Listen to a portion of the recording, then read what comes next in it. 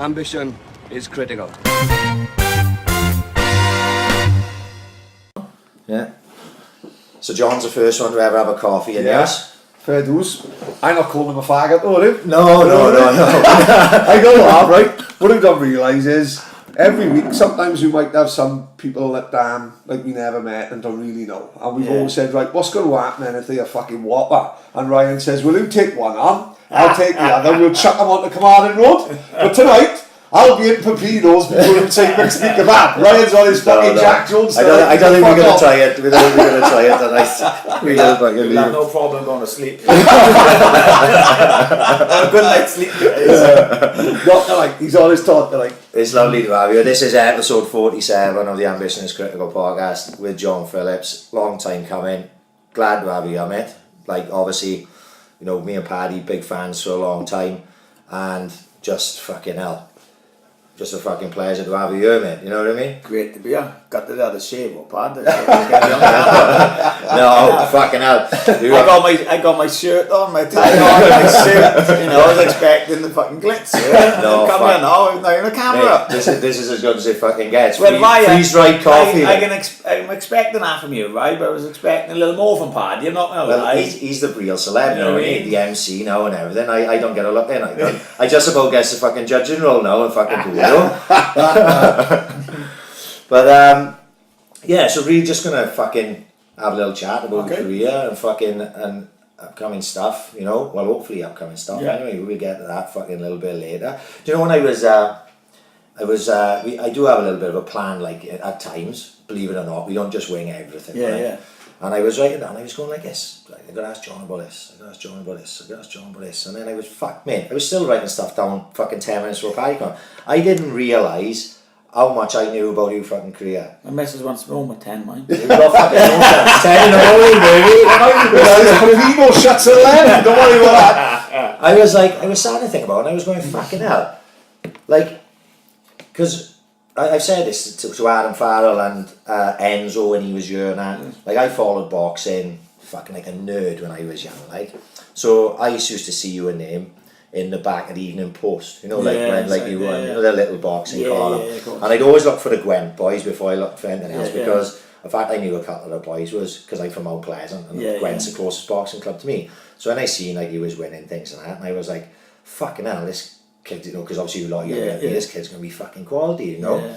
And then next thing someone said to me, oh, do you know John Phillips? Yeah, he's turning pro MMA. And I was like, what? And then I was like, I watched not your first fight against Whittaker, but the second fight against Jim Waller. And I was like, it was only today I realised, fuck, John may be, apart from Dino, the only guy that I was in from day one, if you know what I mean. Yeah, pretty much. You know when you're watching boxing, and you're the same, like you like fighters now. You start watching really from when they're about 14 or 15 fights in, like you see it like that. But it's different with yourself and with Dino because you Swansea boys as well. It's all like ground floor thing. And it was only today I realised I was going, fuck, I could ask John about that fight. I could ask John about that fight because I saw pretty much all of them, like, you know. This fuck has been on for years. Well, it is strange. I suppose you're 21. Sorry? 21 when you turned pro. Yeah, 2021. Yeah. Because, like, when you were... One thing I always wanted to ask you, how come you didn't go pro boxing? To be honest, I sort of had like a bit of taste in my mouth for boxing because I could have turned pro with fucking numerous promotions. I could have gone with Warren, I could have gone with Joe Kazaki stable, and I could have gone with boys in Bristol, you name it, I could go with them and I had my choice to go with anyone really.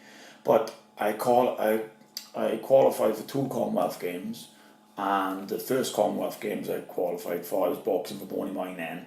I boxed in a box off, beat everyone, and not just beat them, stopped everyone, knocked everyone out. And the last guy I knocked out, they took him instead of me.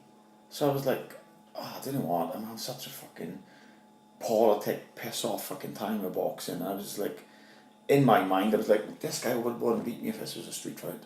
You know, the only reason he's beat me or got anywhere near me is because of the point system.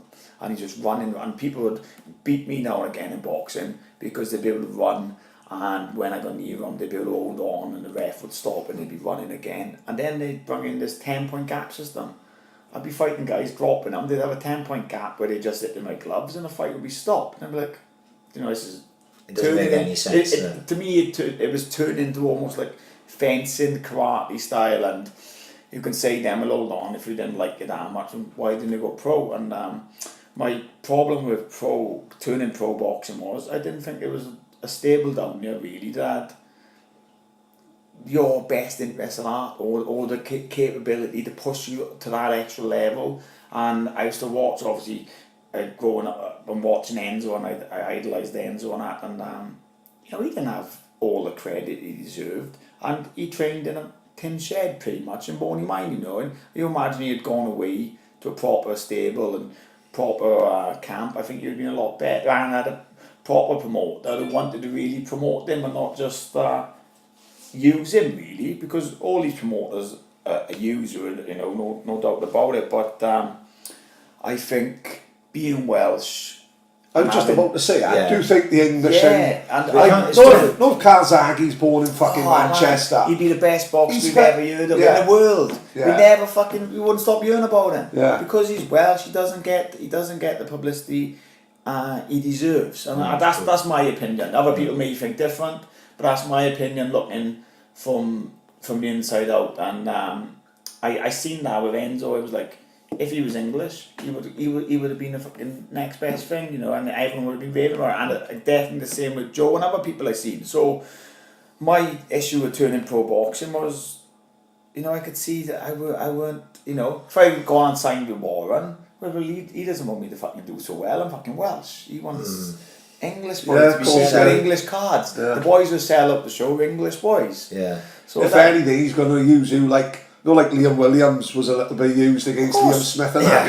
As it is about Liam Williams now. Yeah, Liam Williams now. He's fucking gone. And he's like an empty cake over. Yeah, unfortunately that's the name of the game, and until we get a big Welsh promotion, you're not going to have these Welsh breakthrough boxers unless they go away. If you've got a young boxer now and he goes away somewhere, England or the States or wherever, and trains, then he could possibly do something. But I think if he stays in Wales, he's going to struggle, Do you think as well now the amateur game would probably suit you now? Because that point signifies God. Not only that, they earning fucking money as well now. So I would suit you fucking out the ground. When we used to go away and fight internationals, we'd be turning up, and I kid you not, we'd be sharing Welsh tracksuit. They'd give you a Welsh tracksuit, you'd have to give it back for the next size. You know what I mean? And then they'd be fighting English boys or whatever, and they'd be turning up sponsored, driving their own cars. Yeah, that's crazy. They've got a car, we couldn't afford fucking bus fare. Crazy. But don't be wrong,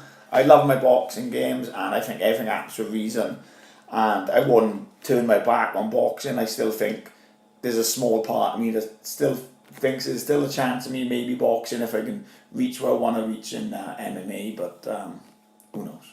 I remember first time I seen it was before he was even known as fucking, he wasn't even known as John Phillips, and he was known as the fucking boy from the Gwent on that documentary. On the fighters, And I know you're laughing about it now, and sometimes you might look back and it would have been embarrassed because the passion who showed that fucking fight where he got fucking tucked up, right? A lot of people, maybe I knew at age, you thinking, fucking hell, I cried in front of fucking hundreds of thousands of people, 10 o'clock on BBC, right? But no, as someone who was a bit older than you, no seeing that fucking passion. Yeah, I swear. That's what happens up and down the fucking country every week in these boxing shows, isn't it? This is why people don't like boxing in some ways, because it goes as high as the fucking Golovkin fight last week to a little show like that. It means as much to you that night than it did the Golovkin, because at the time when you were 13, 14-year-old boy, that's the biggest fucking night of your life. I won the title a year before. And to date, I think that former British title, I think I'm the second, or maybe someone's won it since then, but at the time, I was the second Welshman ever to win that British title, so I was defending it the year after. Right, yeah. And what happened, I'd stopped the guy previous, the guy I had then to go into the finals. I come out the first round, and I don't know if it was a clash of heads or an elbow, but a cut opened. It wasn't a punch, and it was totally accidental. And he did open a really bad cut on my left eye, but I felt I could stop him. I felt I could stop him at any point if I pushed it. So when I went back and told Terry, I think I can stop him, Terry. He was like, no, don't risk it. If he catches you again, this cut is going to open it. He's definitely going to stop the fight. And I remember it because I was so passionate about it. And he said, no, just box. Or I might come back second round, I'm up on points, come back third, I'm up on points. Go into the fourth round, it was 4 rounds then, I don't know if it's changed now. And it's getting towards the end of the round, I'm way up on points. But I did feel if I had pushed, like I said, I would have stopped him. And the ref sort of looks at me, stops. He says, look, he pulls me aside, he says, there's not going to be a fight in the finals if I put you through. Because in fairness, the doctor wouldn't have passed me. But I was so fucking annoyed then. He had to stop, give me a stoppage against a boy I could have stopped. Yeah. And that's what really got to me. And the fact that I would have probably steamrolled the kid in the finals and I would have won again. Yeah, of course, yeah. So it was all like a funny story then as I come out. I have no clue who's in the boxing at this stage. I'm still young. I tried to rip my vest won't fucking rip.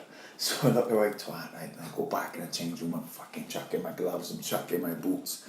I'll never box the Wales again. Some old guy comes up to me and says, hey kid, he said, do you want to calm down? That's a really bad cut you're going to do, right? And it's got a bit of a suave about him. Like, I said, mate, do me a favour, what the fuck do you know about boxing? Fuck off. Turns out he was Joe Calzaki's old man. Yeah, he chased me around the pistol. He went mad and I know. Well, funny, they interviewed him after it on camera. He went, no one should talk about the refs like that. Fucking John is fucking going mad. He's ripping up the ledge and said, oh, like, you know what I mean? God bless his soul. Yeah, fuck, yeah. But yeah, it's a funny story. There's been some great tributes to him. Yeah. I didn't like what they did Saturday. They fucked that right up in all that. No, I didn't. Right, what they did was obviously they do the 10 bells, don't they? Right? Yeah, that's right. But they decided to do it like when the show started. About 7 o'clock, right? So there was nobody in the arena. So they're on the MC. He's doing it in the background. It's just empty seats. Empty seats, like. And for me, I thought they got that completely wrong. They should have done it before the main event. Like I think. Not that. It would have fucking built the crowd up, in my opinion. Like, you know what I mean? The old crowd would have had a standing, given them a standing. They're so obsessed with playing fucking Sweet Caroline. Like, leave that 2 minutes. Give a fucking, that's what should have been done. Like, you know what I mean? Yeah. No, I know you may be fucking bored of telling this story, right? Yeah. But just for the credit of the audience that we've got that may not have heard it, we'd like to tell a story about how you got into fighting at the Gwent Club in the first place. Do you know, I was in a company and said, look boys, let's have some new questions. No, we got plenty of that, don't worry. But I got to answer all the time. Right, pretty much I got into boxing because I was hanging on with a bunch of guys with kids at the time in Townhill. What school was you in as a kid? I was from Blind and Mice, from Penlan. Everyone looks at it was a Townhill. Well, it was Townhill as Dawkins and the Water Tower. Townhill. Make no mistake about it. Townhill made me who I am. So without Townhill, I won't be who I am. That's 100%. My mum is from Blind and Mice, and my dad is from Penlan. So I used to live with my mum on the weekdays and go with my dad on the weekend in Penlan. So, but what happened then? I went to live with my dad when I was a teenager, and then we moved to Townhill, and then I started hanging on with guys up there. And then obviously one day we were out, we decided we were going to go in and smash this, what we think is a closed, empty building up. Smash the windows as being kids, like we're in the car park. We thrown stones at the window and all the boxers come out, like, it's one way in, one way out to the car park, Terry Green, all the boxers. Right, then he says, what the fuck, let's get in here. If we don't come in here, we're going to ring the police, blah, blah, blah. You have to come in at the bags. And we started in the bags, and I'm not enjoying it, actually. I'd been one previous time boxing, but I was about 7 or 8. So this time I was about 13, 14, hitting the bags, and my mates are liking it. The next minute he comes along, like, who's up for sparring? I said, I'm up for sparring. Didn't have a clue what sparring was. He thought sparring was chucking two bricks at the same time in the window. I thought sparring was pad work. I honestly thought sparring was pad work. Didn't have a clue what it was. And he said, who's up for sparring? And all my mates like, and before they could say anything, I'm there. I started to do some sparring. And my mates are laughing. I was like, do you know we've got to have a fight now? I'm like, what? He said, yeah, we're going to have a fight now. I'm like, fucking, I can't say no. I can't pull out now because all my mates are going to think I'm a shit house. And I'm going to make myself look a twat in front of these fucking trainers. So I go in, And I can't remember the guy's name at the time. I'm sure I don't want to name him or No, it's of not course, probably not fair for him. But he was a good boxer. He was 18 at the time. I was 13, 14. He was Welsh champion at the time, and maybe had gone in for the British or won the British bags of experience. So I go in, he boxes my head off. I've never been at like this in my life. I don't know what to do. Every time I throw a punch at him, he's making me miss with my one punch and hitting me with 4 punches. And I can feel myself filling up about to cry. They're not really hurting, but I'm being humiliated. This guy's outboxing me, making me look a twat, and my mates are laughing on the side. And I just remember thinking, right, once I feel him hit me now, sling a big punch, or sling a punch, and I can hit him at the same time. And I remember, right, just waiting, and felt him touch me. I threw a backhand, and I felt bang. I thought, oh fuck, he's gonna go mad. I've hit him a hard shot, and I know he's gonna back at me now. And I just remember everyone gasping. I've got my hands up, eyes closed, thinking, why isn't this fucking guy hitting me? And I look up like that, and there's my price, he's on the fucking deck. And I thought, oh, right. And my mates were like, fucking hell, did you mean to do that? And it was just pure luck. Yeah. It was I didn't look for the shot, I just threw it, and he probably walked into it. He probably had his hands down, getting a little bit off me, to be honest. And Teddy Gray's typing up the contract. when I got Paddy Simons is down the fucking Phoenix End to get a pen. When I got up, and I said, did he mean to? I'm like, yeah, just I didn't have a fucking clue. It was just pot luck. And then I like I said, I just had so much attention from the Gwent, and I'd credit everything to Terry and Paddy. And in what way? Like proper father figure job, like unbelievable, man. Father figures, you know. When I was a teenager, I didn't really get on with my man. Like we get on great now, but that awkward time, that awkward time in life, right? Yeah.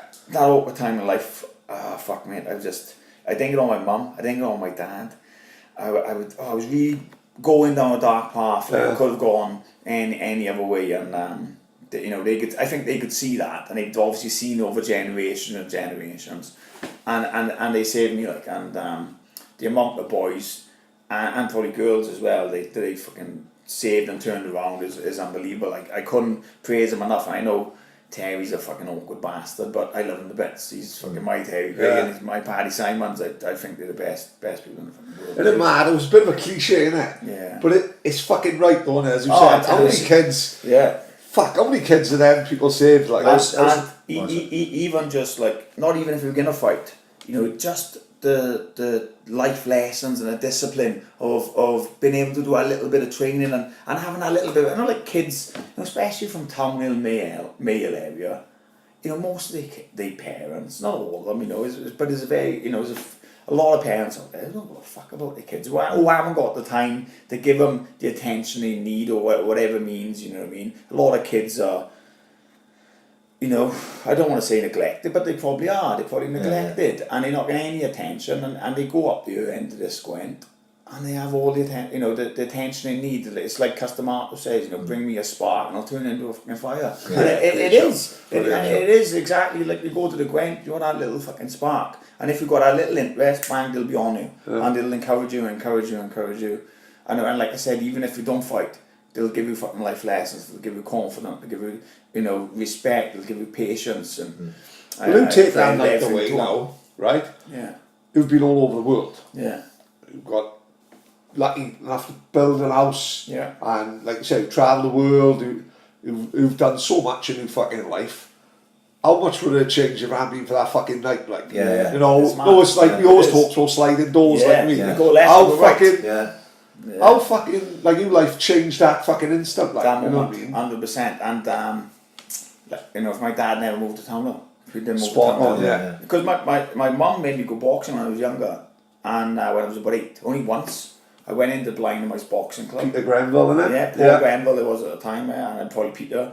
Made me spar, guy punched fucking lumps at me. I cried my eyes out, run all the way home. I said, "Man, you're mad, I'm never going back there again." And I wouldn't have gone back there. If someone said to me, "You go to the boxing gym," I would be like, fuck it, I'm going to the boxing gym. Yeah. So it's mad how things turn out, and 100%, if I didn't go there that day, you know, I wouldn't be where I am now. 100%, like I said, I'm from Blind and White and Penlan originally, but I was made in town now. Yeah, fuck yeah. I was listening to Joe Rogan this week and Teddy Atlas was on it. Yeah. And it's brilliant. Have you heard You'd love it. You would love it. Teddy Brilliant. Anderson, he's brilliant, right? And he was talking about that same situation where he was the other side, where he was the coach. Yeah. And obviously he was in New York in like, you know, proper rough areas in New Yeah. York. Where was Customato's gym? The Catskills, and shit like that. Because he was Nice part of area, Customato's, Catskills. yeah. But he used to take the kids. He was saying he used to take them down to the South Bronx to do Queens smokers and Queens and all that, right? What's it called? Gleason's and all that. Gleason's gym. But he was saying that those kids there, if they didn't have boxing, they had nothing. Yeah. You know what I mean? And he said a lot of the boys, the people that I trained, they never actually became pro boxers or anything, but they went to college. Fireman, college. Because what it instilled in them was a discipline to take their lives on. Otherwise, they would have just been, I don't know, car thieves or petty criminals and shit like that.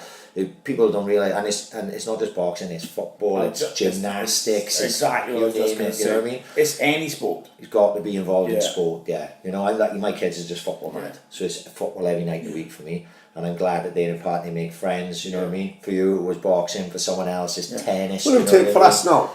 Half of our mates are fucking through playing football on Saturday. We play Saturday, play Sunday, probably train in a week and probably play at the house at once a week. But then after the football end, we all fucking going out more banded, 30 fucking Saints boys like. Yeah. And they're the same boys who come to my wedding 20 years later, you know, still the same boys we go on holidays with. Yeah. Innit? You know, I mean, it is. I think like exactly like Ryan said, and I think all sport is so important to kids because you've got your team sports, you've got individual sports, and even you could say a boxing is a team sport once you're on a team. But like especially your football, your rugby, it shows kids to have confidence and mix in, and it gives them the confidence. And I think the school system, in a way, is fucked. You know, how can you say a school system works for every kid that goes into it? It doesn't. It works for a very small minority of pupils. Because even the kids that do like school and become really good at whatever subject they want to do, not all of them can afford to go to university, afford to go to college. So it's not for everyone. But you know, I think it's really important to obviously be good at maths and good at English. But I think after that, really, whatever sparks a kid's interest, whether it be art, whether it be sport, whether it be whatever, science, music or something. that's what you push the kid, not push the kid to, that's what you encourage the kid to. Yeah. And that's where you'll get someone whose genius is in their fields. Not, oh right, we need to put you in this box, right? Oh yeah, you only had these grades, so yeah, you only can be a plumber or electrician, or right, you done really well, you can maybe be a solicitor or an architect, and because they're all in boxes then, I don't feel they can do better, or they don't feel they can do less. You think in school, right? When the fuck do you use Pythagoras theorem or Bunsen burner? Only in school, right? Yeah. Like, surely in school they should be looking at 14 and 15 saying, right, then where's the carpenters by that? Where's the brickies by that? You know, if someone isn't fucking good at science, you might be a fucking whiz kid as a fucking Sparky. Of course. But none of that happens, like, you know what I mean? Fuck me. I think as well, like, especially when I was at school, I you know, this is me as a kid now looking in at it. Everyone wanted to be a plumber. Everyone wanted to be a plumber. Like, all my mates, I'm going to be a plumber, I'm going to be a plumber, I'm going to be a plumber. I was like, well, what's going to happen in 10 years? There's going to be too many plumbers, you know? But everyone's thinks they're going to be working brilliantly.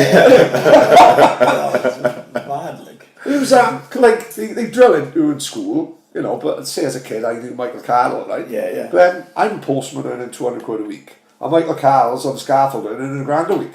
Where the fuck does it really matter? You know, fuck me, who's winning? Do you know what I mean? It's fucking like that. School's just not for some people. I think it's, you know, it definitely needs the school system was designed over 100 years ago. Spot on, It's come on so and much it hasn't changed, now. like, it hasn't changed, is it? You know what I mean? And like back to like when I was a kid, I found, obviously I moved to a new place, so I didn't know anyone here. I was trying to fit in with pretty much anyone I could. Didn't have no friends or had very little friends. I weren't getting attention off my dad because we were quarrelling. And the Gwent, you know, Terry, not the Gwent, but Terry and Paddy gave me so much attention. It would just turn my life around. And that was all I lived for. I was so passionate, and I do believe if I didn't go off and do other things, I would have been a boxing world champion because I just lived it. I didn't, like I said, nothing else come into my brain. All I wanted to do was train box, and that was it. You know, and just make Terry and Paddy proud. Like. So when did you What sparked your interest in MMA? Were you a fan of it? Did you watch it pre, or was it just like, oh fuck me, I'll have a crack at this? Do you know, it was more, I was already thinking about, like I said, I was getting annoyed with people beating me on points where I knew I was a tougher guy in them, and I was like, you would never beat me in a fight to the death. Yeah, yeah. I was like, I'd fucking kill you on the streets if I grabbed hold of you. And it'd annoy me, this guy. I remember going to some shows, and you'd ask Enzo, I've got some of the fights still on DVD or tape, and I'd drop a guy 4 or 5 times, and he'd beat me on points, and I haven't got a scratch on me. I'm like, how is this possible? You know what I mean? Don't make any sense out of it. And that's what really got into my head then. I was like, right, if this was a fucking, gladiator.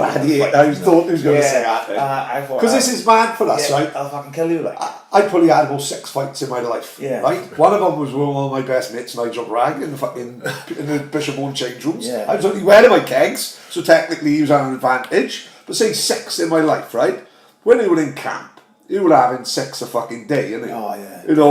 And that, to me, let's be honest, we are just normal, fucking run-of-the-mill boys from Swansea. I think the majority of people would be like me and you. Right. Everyone thinks they can handle themselves, but there's levels, isn't it? They could drop me, basically, right, and this isn't blowing smoke up your ass, right? Yeah. They could drop you anywhere in the world. They could drop you in fucking middle of New York. They could drop you in the fucking forest with a bunch of pygmies, right? And if there's a fight, there's a fair chance you're going to be... No, there's a fair fucking chance that you're going to be coming out with it standing, Now, to me, that's fucking mind-boggling, Right. Don't you think when you actually think of it like that? Do you know what I mean? I think as well it's what he trained to, what he was accustomed to. When I was younger, I was bullied. So I weren't confrontational at all, It was only through my confidence from the Gwent that made me think, hold on, I'm not taking crap of this guy or this person, you know what I mean? And that really gave me the confidence and the ability as well to handle myself and hold myself in a different manner. But I think, like you said, is for me to walk on a football pitch, I'd be terrified. I'd be like, am I in the right spot? And I don't know the offside rule. I won't have a clue. So I think it's what you come trained to and accustomed to, and it's just that's what we do. That's what we train. This is like you said, your socialisation is going out for a kickabout and a drink. My socialisation is going to the gym with my mates and punching fucking lumps out of each other. Let me see how long I can squeeze you. It's not right or wrong, is it? You know what I mean? I'm just glad I know you fucking mates. There's plenty of time you talk Yeah, I'll be up there smashing Mike Edwards before you say fucking mixed kebab. Don't you worry about that. But when you made that decision to transition to MMA, where were you training then? Because at the time, what I'm getting at is, you were one of the first, if not the first, in this city. Yeah. Would that be fair to say? So where could you go? Because who was doing what at that time? Even now to this day, there's no really MMA gym in Wales. Now we're in fucking 2019. We're breaking on 2019. There's still not a full Jack Shaw's place, MMA maybe. gym. Tulare Combat, maybe. And when you compare Shakey's place to SBG, there's nothing in Wales like that. No. Nothing. And when I go to SBG and the boys over there, I'd say to them, we don't know how lucky you got, we're everything under one roof. And when they come over here and do a bit of training with me, they're like, fucking what? We go up there for judo, we go there for boxing, we go here for this, we go for that. And they don't believe that until they come here and they realise how lucky they are. And it's the same thing then, like boxing for the Gwent and all this new facilities, and then going to train in Boney Mine. I was like, what? This is a shed. This can't be right. And it was world champion training. Of course, But it was something along that. And what happened for me, like I said, I was thinking about these fights, but then someone showed me a couple of DVDs of Pride. It was my mate's dad, he was a massive UFC fan and Pride fan, and he showed me some early UFC and early Pride. And I remember watching a guy, I couldn't pronounce his name, my reading isn't the best, and this name, I couldn't spell it now, but I know what it is now. And I remember watching this guy, I thought, oh my God, this guy's a fucking beast, and he's not just he can punch, he can kick, he can do everything, he can fight on the floor. At the time his name was Vanderlei Silva. Right. Monster. I was like, oh my God, this guy's... I would have thought Vanderlei would be yeah. I liked any fighter who was trying to stop the opponent. Aggressive. So, yeah. And I watched and I thought, I want to do this. And then actually, Enzo got me my first fight. Enzo rang me up one day and says, is some cage fighting guys down the gym, they look at my spar. I'm like, oh, no, I said, I don't know anything about cage fighting. No, I said, just boxing rules. I said, no, come down. Knocks them all out. And it was in Paul Wheel's old Muay Thai place. Yeah. And the guy, the promoter at the time was Mark Jordan, and he says to me, mate, you've got to come and fight for me. I'm like, 19 years old, 20 years old, you've got to come and fight for me. I said, no, mate, I'm not going to fight for you. I said, I don't know anything about the rest of it, I don't know anything, about mixed martial. All I know is the box. And I'm still a kid, like. And I still have my fucking boy body. And he's like, oh, you've got to come and fight for me, you've got to come and fight for me. He said, I'll give you anything you want. How much money do you want? And I thought, right, I said something like $2,000. I'll fight for you for $2,000, thinking he's going to say no. Yeah. He said, right, I'll give you $2,000. I thought, fuck, why didn't I say 10? But anyway, I'm in it now, I'm in it. And I got my first fight, and it was all history after that, really, yeah. Do you know, I went on your Sherdog yesterday, because I couldn't remember who his first fight was, because I remember Nigel Whittaker, right? Have you seen who he fought? He fought loads of fucking named boys, like, you know, and he was 2-1 when you fought him. Yeah. Right, so you obviously had a little bit more experience. You sparked him in what, like, was it about 19 seconds or something? Yeah. And it was only when I clicked on his record, and I clicked through that he's fought like nationally, like a who's who of MMA, like, you know what I mean? A very, very experienced guy. I do, like, it brings you back to the point of no MMA gym in Wales. I do believe if I had gone, if I had walked into SBG for my first MMA fight and was trained and coached and managed over there, right, I think I would have been unbeaten. I think I would have been where Conor McGregor is now, or, well up in the UFC. You know what I mean? If I'd walked into the right gym, because we were just fighting like all the Welsh boys pretty much, and not until now. Obviously you got CRA and Shaky's place and that. But we were just fighting off instinct, like my fighting, I'd punch a bag a bit, I'd struggle to get sparring, and how I used to test my fitness, I'd run up and down Mount Pleasant Hill. Like, if I can run up and down Mount Pleasant Hill, I'm fit, let's fight. And I used to gauge it, right? People say, especially my training partner Mike said, do you think you're fit to fight? I'm like, well, someone started on me now, I'd have a fight, wouldn't I? So, yeah. And that's how I'd look at it. You were battles, not going in chicken on the hill. Yeah, that's not going chicken on the hill. As you said, at the time, because it was, as you said, like Welsh-wise and Swansea-wise, definitely. Yeah. You were in there from the ground up and who their ground zero, like. Well, and as you said, if every time you see videos of yourself, as you said, it'd be on Instagram, it'd be boxing down the warehouse. Yeah. Fucking jiu-jitsu there. As you said, it sounds like you're fighting at national level, but you're winging it day by day, like no proper coach, no proper. You gotta, like especially when I'm home, I've got to go strike in one place. I've got to go to Cardiff to wrestle. I've got very few training partners around here. Christ, probably on a really good day, probably got 3 good training partners. So it's and they're not all MMA. They may be Who would they be then? They would be Mike Edwards, Big O's. Curtis Dodge. Again, Curtis Dodge is 75 kilos, too small. Of course, He's great to do wrestling and jiu-jitsu, but couldn't do MMA with him. And then Mike and O's, they're 110 kilos. Bigger, so when I'm rolling around, I'm getting injured a lot as well. Then. So it's like shit. It's tough. I look some like I'm scared of 3 things, right? Baked beans, spiders, and Chinese people, right? 2 of them I've conquered. Chinese people. One because I like Chineses and I started delivering for Eastern Express. Spiders, you've got to overcome your fear because you've got kids. I think I'll always be scared of baked beans, right? Simple as that. But Mike Edwards absolutely petrifies me. He looks like something you and fucking Rayburn built in a laboratory. No two fucked up minds. No, like with the fucking white coats on and clipboards, so they come up with fucking Mike Edwards. And he looks fucking crazy. It's frustrating because Mike is, arguably my best friend. Like Mike and Daniel are probably my best friends. But to see the talent in Wales and then to not see him do anything because they can't, because there's not the facilities around you, and they haven't, like for me, I was able to go out to Wales because I haven't got kids, and I was financially able to go away. But for like Mike now, like Daniel, and even Bruce, Davis and other boys, I could keep naming them all night. The amount of talent just in Swansea, let alone Wales, Yeah, of course, is I bet. unbelievable. And they couldn't go away, and it kills me to see Big Mike not at his potential. Yeah. Do you think he could have made it? I think he really could have made it. I've seen Bruce, I've seen a few of Bruce's fights. Yeah. Let's fucking have it right. The kid's fucking animal.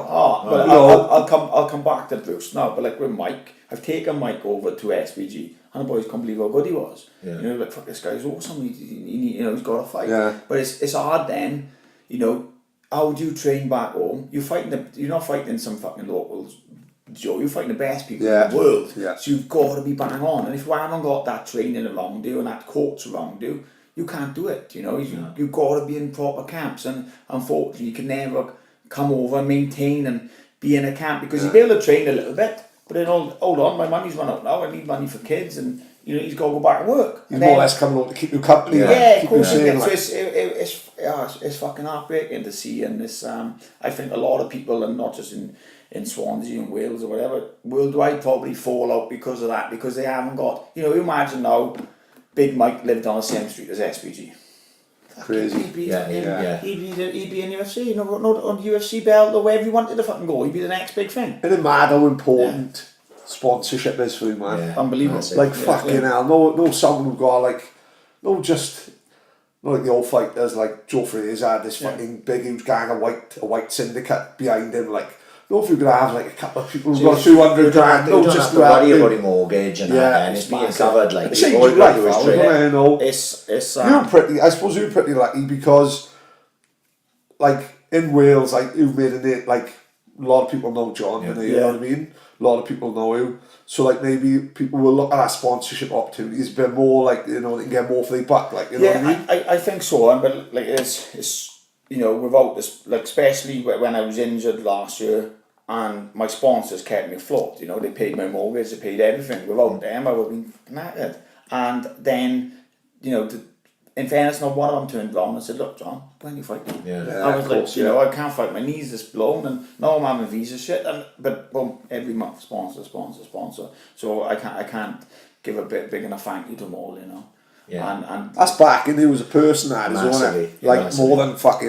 more than being a fighter, that is. Well, it's about loyalty, isn't it? they're loyal to you, you're loyal to them. I think if they got any knowledge of the sport, they can see the potential there as well. It's not just like, oh, right there, we're back, we're not really going again. Because, you imagine now I get to the top 10 on UFC title, and the publicity they're going to have is going to be great for them as well, Well, you've just been in the UFC, and we're not talking about, this is how...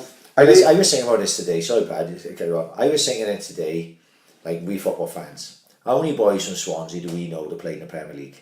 Exactly. There's not many, right? Yeah. There's not many. And we play with some brilliant footballers. In our heads, we play with some brilliant footballers. You're basically a Swansea boy that's playing in the Premier League. Yeah, 100%. But I think sometimes... Yeah. I think sometimes people are playing it down just because you think John Phillips, tough as fuck, one of the boys, local boy. I think sometimes, because everyone knows you, they don't give you sometimes the credit you actually deserves as this fucking sportsman. What I think... like an elite level, like you are an elite level sportsman. I would think, Pat, You know what I mean? I think that is just uneducated to the sport, right? You've got to remember, like, I'm a massive MMA fan. You're an MMA fan, boxing fan since we was fucking kids. We understand the game, what it means to be in the UFC. A lot of people probably don't even understand it. I think it's like, everyone's in the UFC, isn't it? Yeah. That's what people think. Yeah. People say don't say MMA. People say, he says UFC. Yeah. Do you know what I mean? He plays UFC. Yeah. So to people who are uneducated, they don't understand what it means for John to be there, whereas we do. I think Wales as well is like, out of Britain, is last to click on to like really the mixed martial arts and the UFC, and like you said, they still, it's cage fighting to them. Cage fighting. It doesn't Spot matter if you fight in Malaysia or you fight in Vegas, for UFC. It's all the same to them. Yeah. Because like you said, they're uneducated, and I think that's because we haven't had any Welsh people pulling through because we haven't had that chance. But now there's people starting to creep through. I think the knowledge will go up, and obviously the social media has come on so much in the last 10 years, isn't it? So I think that's we sort of brought about when he was here, like you were the first wave, you especially, the first wave, you, Dino, like Jordan James. I remember Jordan James coming through young.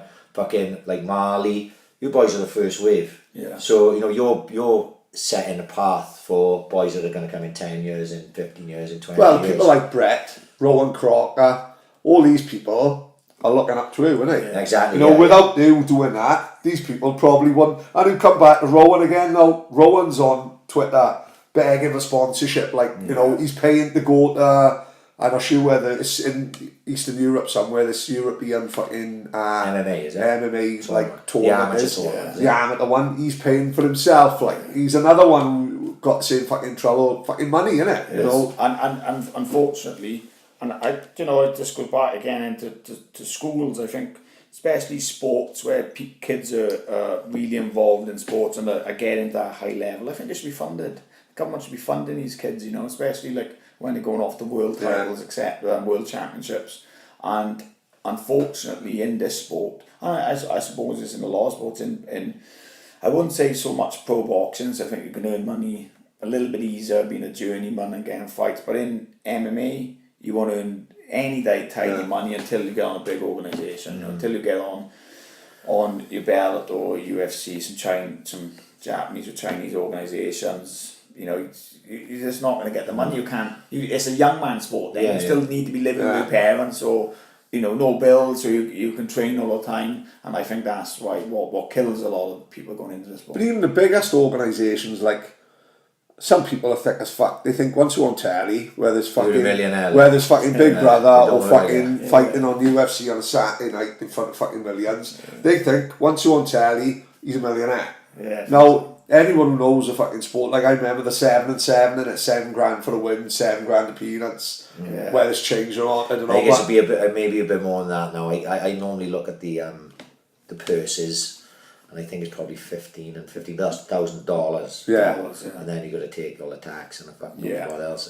Well, you got your like you'll have your dollars and you win, lose, whatever. But then you've got your gym fees, manager fees. Yeah. The bills have racked up while you haven't been fighting. Spot on, I can imagine. So as soon as you get your pay, it's normally fucking gone. Yeah. You know, and it's only, you know, as you're going on then and becoming a bigger name, or you're getting these stoppage bonuses, that you're going to start making money. I think being an exciting fighter will favour me more than, say, if I was a fighter that was going to go to distance all the time, you know, because if I'm a fighter that's going to distance all the time, I'm going to get my win bonus, but not that exciting. Then people don't really want to see me when I'm going in and fucking destroying people and getting bonuses. People are talking about me, and then my fight purse is going to go up. It's that any more exciting, any more appealing. People want to pay more money to watch you. Is that part of the appeal for you? Who loves being like an exciting? To be honest, it's just my fighting style. I'd always want to finish a fight, and I always have been for my boxing days. So it just don't make a difference. It's even better for me now if I get knocked out in UFC. I get a bonus. Yeah. So I mean, it's great. Yeah. Yeah. Well, because a lot of people won't know this, but early in your career, you went to Croatia and you fought twice, didn't you? How did that come about? I used to train with one of my training partners was Zel Galicic, and obviously he's Croatian, and he put on his own promotions in Croatia, and he knew promoters in Croatia putting promotions on, and I was like, yeah, why not go and fight? You know, and some of the shows I fought for free, just for an experience. They pay my money, I'll pay my way and give me food, I'll come over and fight just for a crack of it. And it was great. Someone who probably never would have gone. Yeah, exactly. You know what I mean? We fought in Croatia, Slovenia, Thailand. I went to Japan with him. I went everywhere. So I didn't go abroad till I was 18. So and I've been around the world. So what were they like? Thailand, Japan, crazy.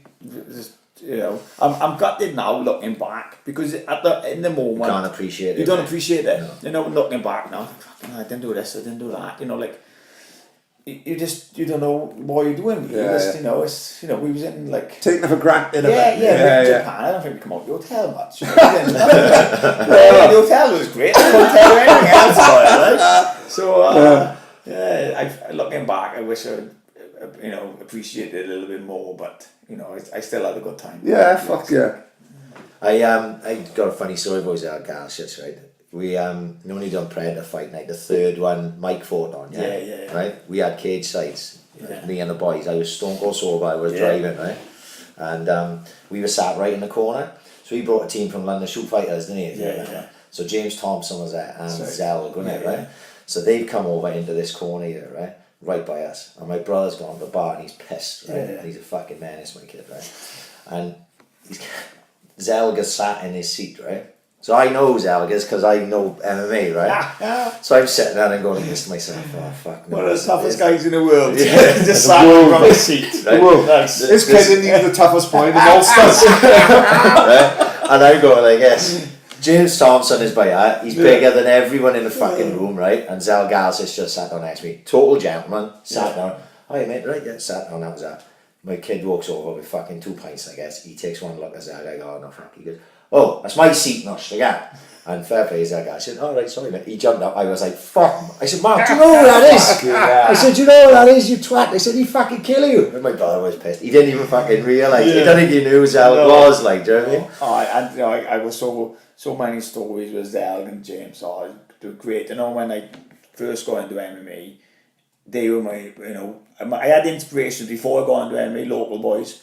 But when I got into MMA and I knew, like, they were my teammates. Zelg was fighting on Pride and James was fighting on Pride. And James went on the fight for UFC and looking up to them. This is when Pride is fucking massive. fighting in front of James people Thompson, like, you know. James Thompson had some iconic fights. Oh, he beat I Don thought- Fry for fuck's I was sake. there. Yeah, I was there. You were there for It was that? actually the last Pride event. It was Pride 10, and I was there for that. Yeah. No way. Yeah. If you look at the last picture of all the fighters in the ring, right, and Pride 10, Yeah. me and Big Mike Edwards run and jumped in the ring, run and sneaked in the ring. So we've got all the famous fighters, and me and Mike Edwards in it. So people must be looking at it and thinking, "Ooh, the fuck are they?" But we were in it, like, mate, I swear it was great. And James fought Don Fry, Zelg fought. Didn't he fight fuck. He lost. He lost. I can't remember the knee bar or arm bar. It was Sakuraba. No, it wasn't Sakuraba. It was someone else. It may have been Sakuraba. He fought Sakuraba and lost. Yeah, he did. But I can't remember the fight. But I remember he lost and he was really down in the dumps, like. And he won't come out afterwards. And this is quite funny then because the day before we met Kevin Randleman. Oh, It's yeah. a great story, for Kevin Randleman. He's passed away as well, so God bless him.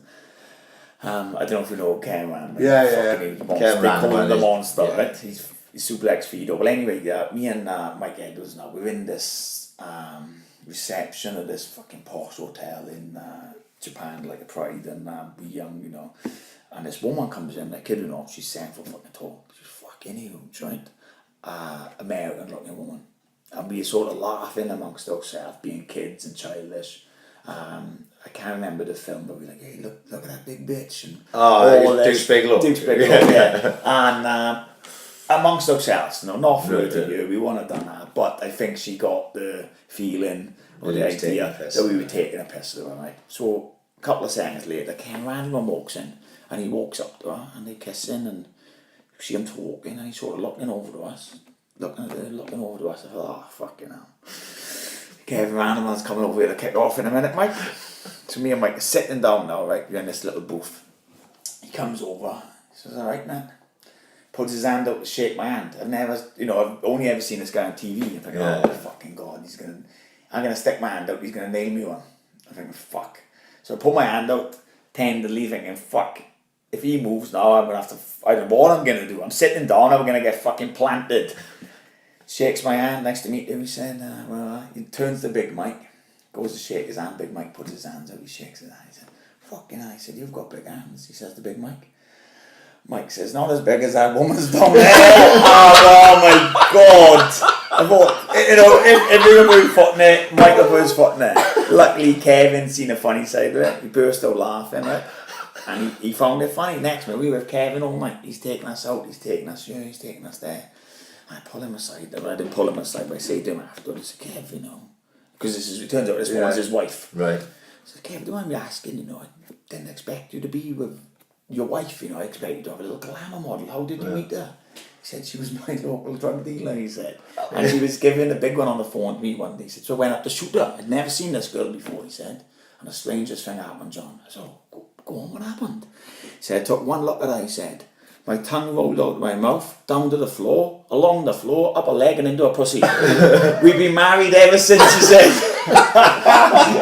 Oh, they were great. They were a great couple, and they took us out all night. We were with Don Fry, and like I said, my mate Zell had lost. Don fucking yeah, Fry. we were Don Fry, legend. Mark Coleman, Fucking right? It was Mark Coleman, Don Fry, and Kevin Randleman. They took us out all night, and they banged us at home now. My mate Zell, and he's like, "Oh, I'm not coming out next minute." Drag Zell out. He's coming out with us. We out all night now in fucking Japan somewhere, and I want to go. It's about fucking 5 o'clock in the morning. I says to Big Mike, right, Mike, come on, I'm ready to go now, Mike, let's go. He said, we can't go, we're up with Kevin Randall. I said, yeah, we've been up with Kevin Randall all fucking night, I'm ready to go home. So I says, thanks for taking us out on a night out, and never forget, thank you very much. Turns to his wife now, and I kid you not, I'm standing up, and her tits are eye level, right? I'm 5'11", she's a foot higher than me, you know, easy more, right? She said, go in here. I said, yeah. She put her arms around me and picked me up like a child and shot me there. I'll see you again, she said. I'm like, fucking hell. She said, all right, love you, I'll see you again. And that was a great. Big foot of the Edwardsons. Oh, man. The amount of stories I can give you with Zerg and James, like I said, I looked up to them and they were my idols when I got into MMA. Before I'd got into MMA, the people I looked up to in Swansea, really, they were like almost like the pioneers of MMA for me. Like, obviously I looked up and admired Enzo, like he was my fucking hero in boxing, strictly boxing, he was my hero. But then you had the likes of like Bruce Davis, you know, he could box and he could do judo and he was a fucking beast, you know. And I used to look at him and think, fucking hell, imagine I come up against some guy like that, he'd kill me, you know, when I was a young nipper.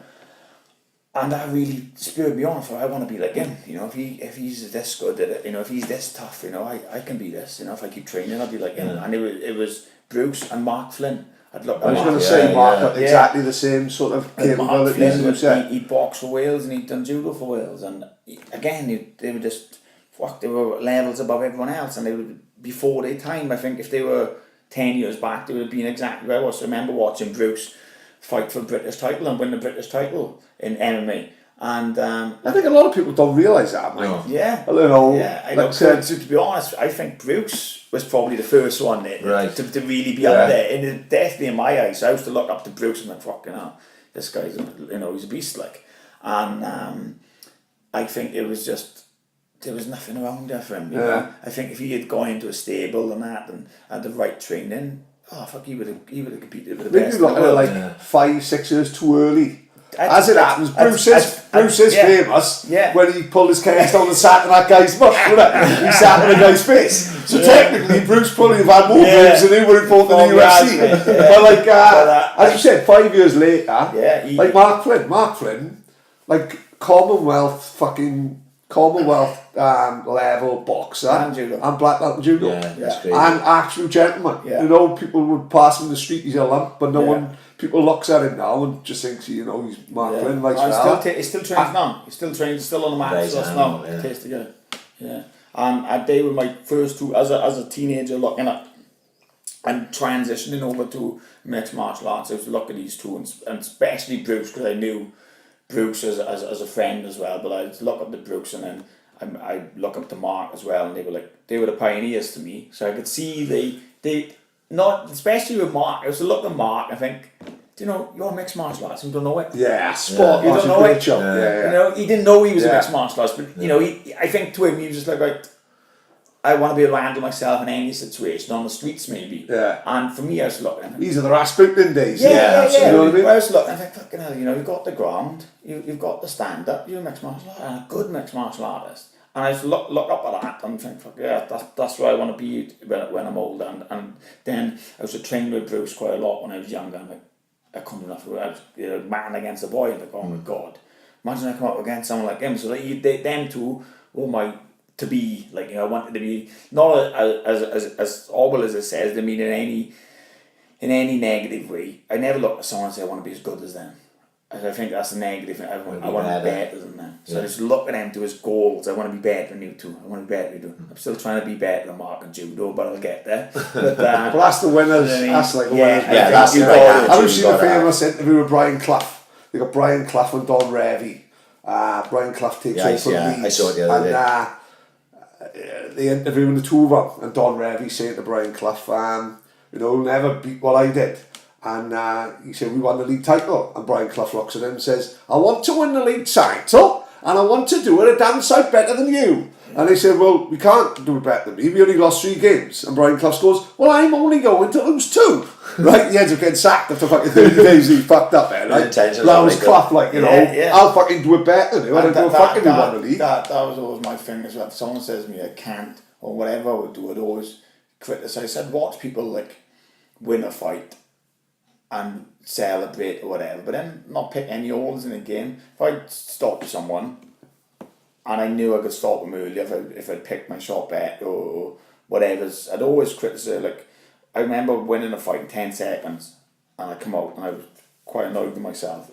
And Mike was like, why are you annoyed? I was like, because I could have beat him in 7 seconds. Yeah. And he can't go over it. He's like, man, are you fucking real? I was like, yeah, I'm annoyed. I said I should have picked my shot better. I would have had him out in the first shot. I'd probably have been done in 7 seconds instead of 10 seconds.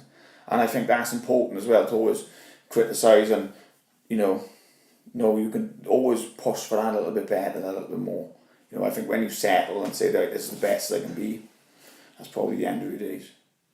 Yeah, you've got to be hypercritical of yourself to keep improving, like, you know what I mean? When you eventually made it, like, to the big show, as I would call it, like, which was Cage Rage originally, was the first sort of big show we went on. That's when, obviously, I could watch every fight of yours. I'd seen the Croatia fights on YouTube, right? Did it annoy you that strikers became grapplers really quickly when they were fighting you?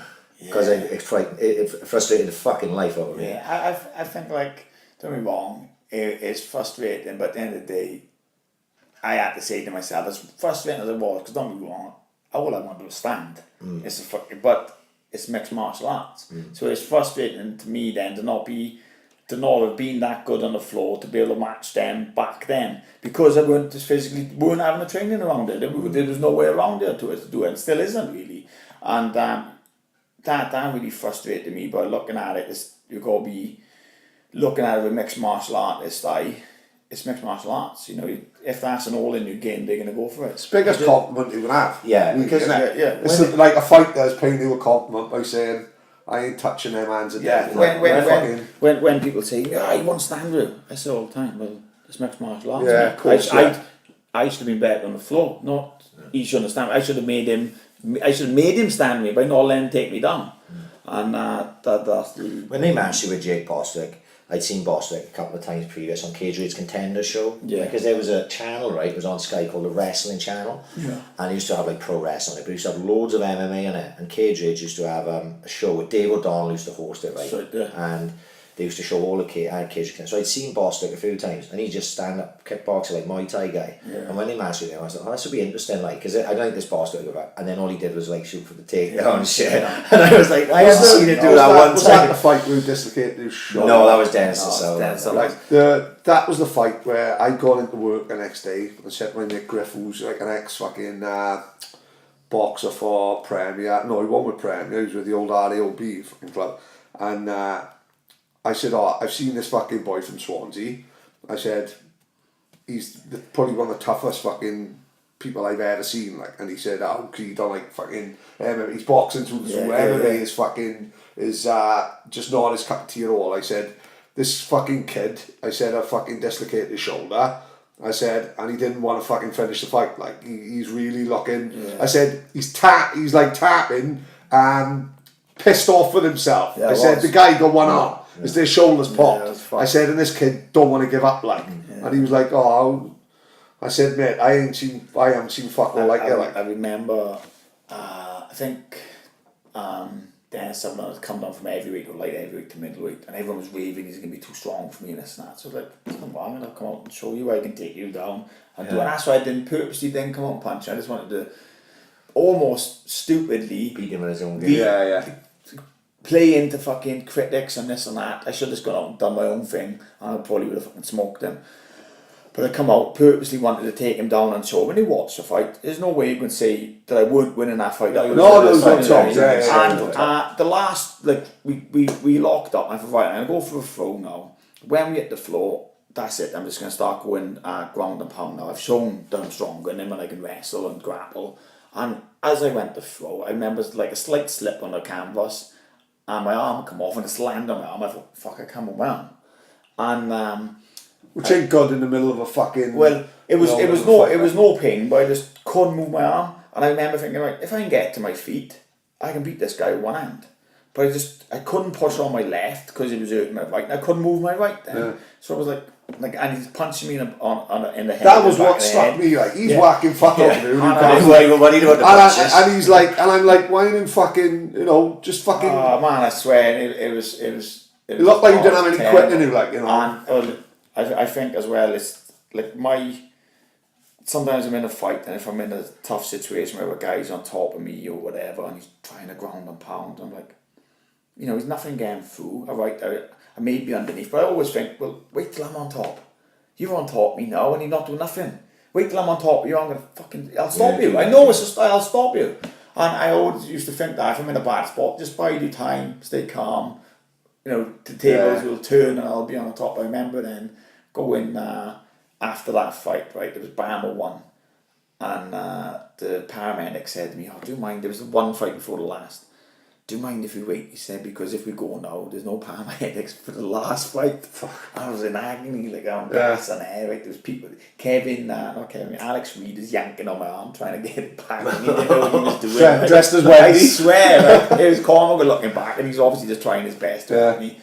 And that's when we wait then, the show goes, we jump into a little car and we driving down the road. This car pulls over, stops people on the road. Excuse me, do you know where the nearest hospital is?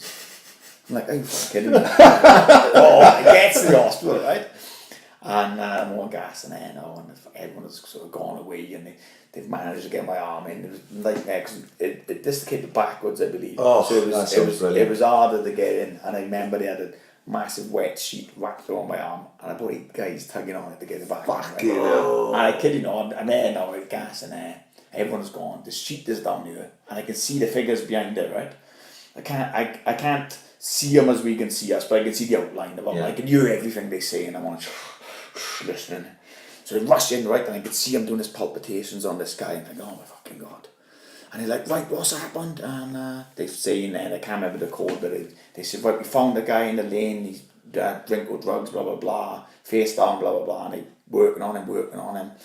And they go in, the electric shock is boom, boom, clear, boom, boom, fuck. It was like being next to an episode of ER. Yeah. And next minute, you're right then, who's going to call it to come on? Someone's got to call it. I'm like, fucking go on, what?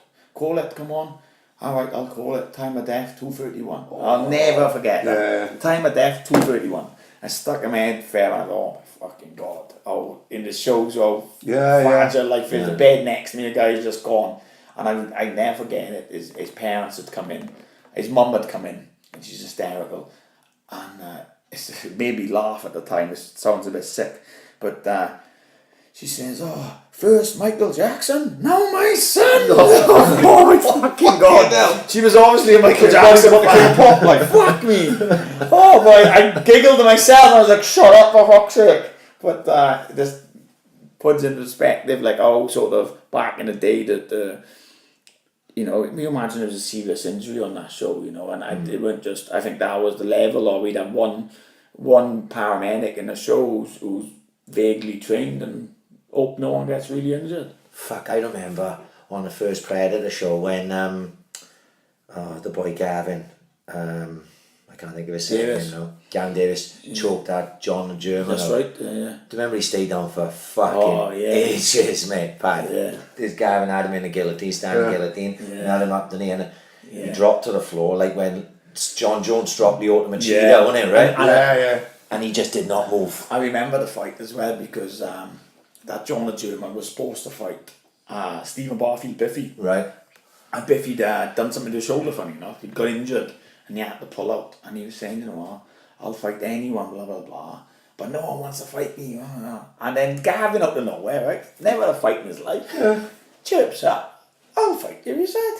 And he's about, there was about 5-6 stone weight difference. He was a big boy compared to Gavin. And he said, you'll fight me. He said, I'll kill you. He said, I'll fight you. He said, no hard feelings, you haven't got to fight. He said, I'll step in and fight you to put a fight on for the show. And then he went in and guillotined the man, and he said he never trained MMA. What, he wasn't like trained in No. Seen it on TV. Yeah. And then he managed to get in a guillotine, scores and choked them clean out. Yeah. Mate, he was down for fucking he's ages. Mate, I thought he killed him. All the chokes petrifies me. Me and my mate Cobley was talking about this yesterday, like, Cobley got choked out in Jubblies once, and he said a little bit of shit come out, like, and like that's the worry. How like all the fucking chokes and the guillotines and that absolutely petrifies you, because where do you go for them fucking 3 minutes where you're out cold, like if Cobley is shitting himself in Jubblies, imagine that happens in Madison Square Garden. What you got to think is in them 2 or 3 minutes we can do anything to him. Well, if you think that's bad, you should have seen the state on the guy's head that John hit that night. Oh, that's right. Right? Yeah. John fought first on the show, right? Against a guy called Tommy Gunn, right? Yeah. I always remember this, Great, because he was like the Yeah, gypsy Tommy Gunn, yeah, wasn't he, yeah. right? And he had a right part with him, didn't Oh, he? he got Right? right up for one, He didn't stood, like, Yeah, he literally, did. for as long as he could, he stood toe to toe with John, Yeah. until John fucking sparked him, right? Yeah. Which is respect, isn't it? Right. Fair play. And then he went, what did he yeah. go, about 30, 40 seconds, something like Yeah, that. well, it was Right? action-packed, 34. It was, honest to God, what a start. None of us were like. going. What a start. You must have some fucking sort of little record for first round KOs. I don't know, I think I was like 20 or 21 first round knockouts. What do you think? There's not many fucking fighters have 20 fights, is it? No. You know, so to act, you know, especially how quick people, like a Dan Till now, Dan Till straight away fighting for world titles. I think now as well that, you know, like again, being Welsh, you got to go through that. You know, you look at some boys now, they have 5-6 fights in the UFC. Yeah. That would be 20 fights deep before Yeah. they even go considered Crazy, to be in the yeah. UFC. You must have been considered before, actually. I think, yeah, maybe it was, but I think I was on and off. And because it's not as if the UFC come down and say, like, listen, we got to eye on you. Yeah. You're doing well, Keep couple more going. fights, and Yeah. you'll be in. And if they done that, I wouldn't have stopped. You know, it was like, hold on, I'm fighting. I'm getting paid fucking peanuts. Yeah. I don't know if I'm going to go anywhere. I need to go make some money. Yeah. You know what I mean? So I would go, I'll come back, I'll go, I'll come back. Like, life gets in the way of stuff Course, sometimes, yeah, you know what I yeah. mean? So it was always that.